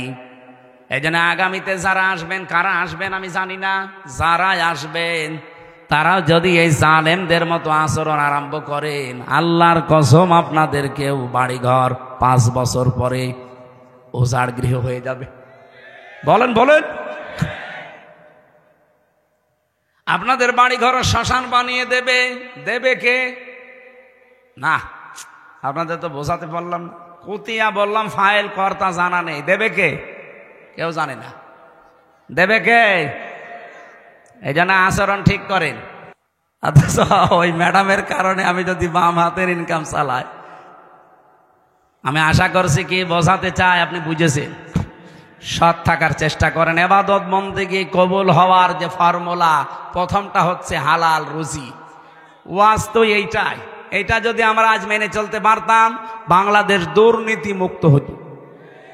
কত হাজার হাজার কোটি টাকা পাচার করলেন, কি হলো বলেন? আপনি তাদের দিকে এখন তাকিয়ে বলেন, এই যে সালমান এফ রহমান দরবেশ, ৩৬,০০০ কোটি টাকা। আমার মনে হয় আমি সারা জীবনে গণনা করেও শেষ করতে পারবো না। কিন্তু তার টাকায় কি এখন কোনো কাজ হলো? সে এখন আমার মতো ওই মাটির ফ্লোরে থাকে। আমি আশা করছি আল্লাহ রাব্বুল আলামিন আমাদের আখিরাতটা বিশাল আকারে যেন তৈরি করে দেয়, আমাদের যেন আফসোস না থাকে। মরণের পরে মানুষের শুধু আফসোস একটাই থাকবে, যে সময়টা হেলায় খেলায় আমরা নষ্ট করেছি। এই জন্য যতটুকু সময় বাকি আছে সামনে এমনভাবে কাটাবো যেন আখিরাতের বিশাল ঘর প্রত্যেকের জন্য তৈরি হয়। আল্লাহ তৌফিক দিও, বলেন আমিন। সামনে কোরআনের আয়াতের সাথে যেগুলো বললাম, আল্লাহ যেন এগুলো আমাদেরকে দেখান। কারণ কোরআনের এই শব্দগুলো 100% অথেন্টিক, নাকি হালকা মিথ্যা আছে? আল্লাহ আমাদেরকে দেখিও, সে আশা ব্যক্ত করে আমরা আমাদের অভিভাবক 2 জন এখন এসেছে, ওসি সাহেব, এসপি সাহেব, ওনার একটু সালাম দিক। আপনাদের পরিস্থিতি এখন যেহেতু সামনে খুব ঘোলাটি হচ্ছে 2-3 দিন, দিক নির্দেশনামূলক যদি কিছু বলার থাকে আপনারা 2-3 মিনিট একটু বলেন, এরপরে আমরা মোনাজাত করছি। এসপি স্যার বা ওসি স্যারের কাছে যে কোনো একজনের কাছে দেন। আপনাদের একটু দিক নির্দেশনা দিলে ওইগুলো মেনে চলবেন। কারণ দেশ চালাচ্ছে তো প্রশাসন, যেহেতু এখন খুব ঝামেলায় আছে দেশটা, 2-3 দিন হয়ে গেল একেবারে কন্ট্রোলের বাইরে চলে যাচ্ছে। আপনাদের সামনে এখন কথা বলবে আমাদের জয়পুরহাট জেলার অভিভাবক শ্রদ্ধাভাজন এসপি স্যার জনাব আব্দুল ওহাব। বসে বলেন স্যার, বসে বলেন। আসসালামু আলাইকুম ওয়া রাহমাতুল্লাহি ওয়া বারাকাতুহু।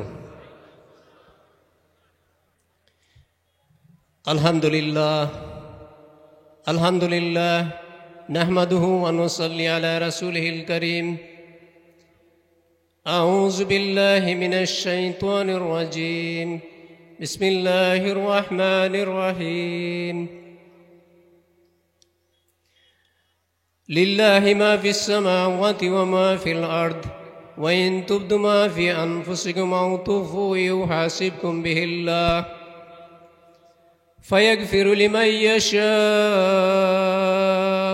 ওয়া ইউআযযিবু মান ইয়াশাউ ওয়াল্লাহু আলা কুল্লি শাইইন কাদির।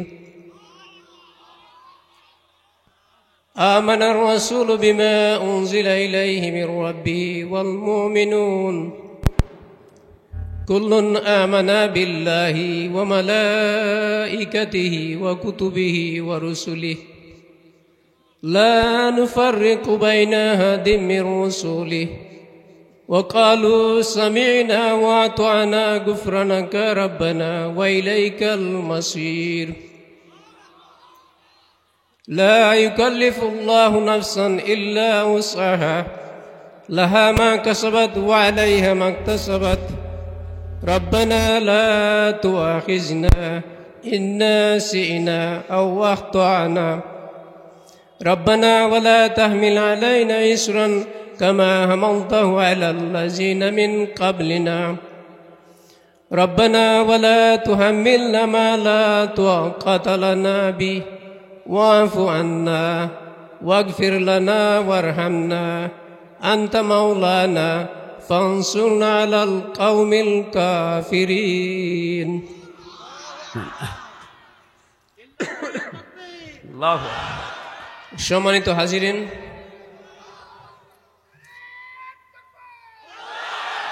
হ্যাঁ চুপ করেন। উপস্থিত সম্মানিত আলেমবৃন্দ এবং প্রিয় জয়পুরহাটবাসী,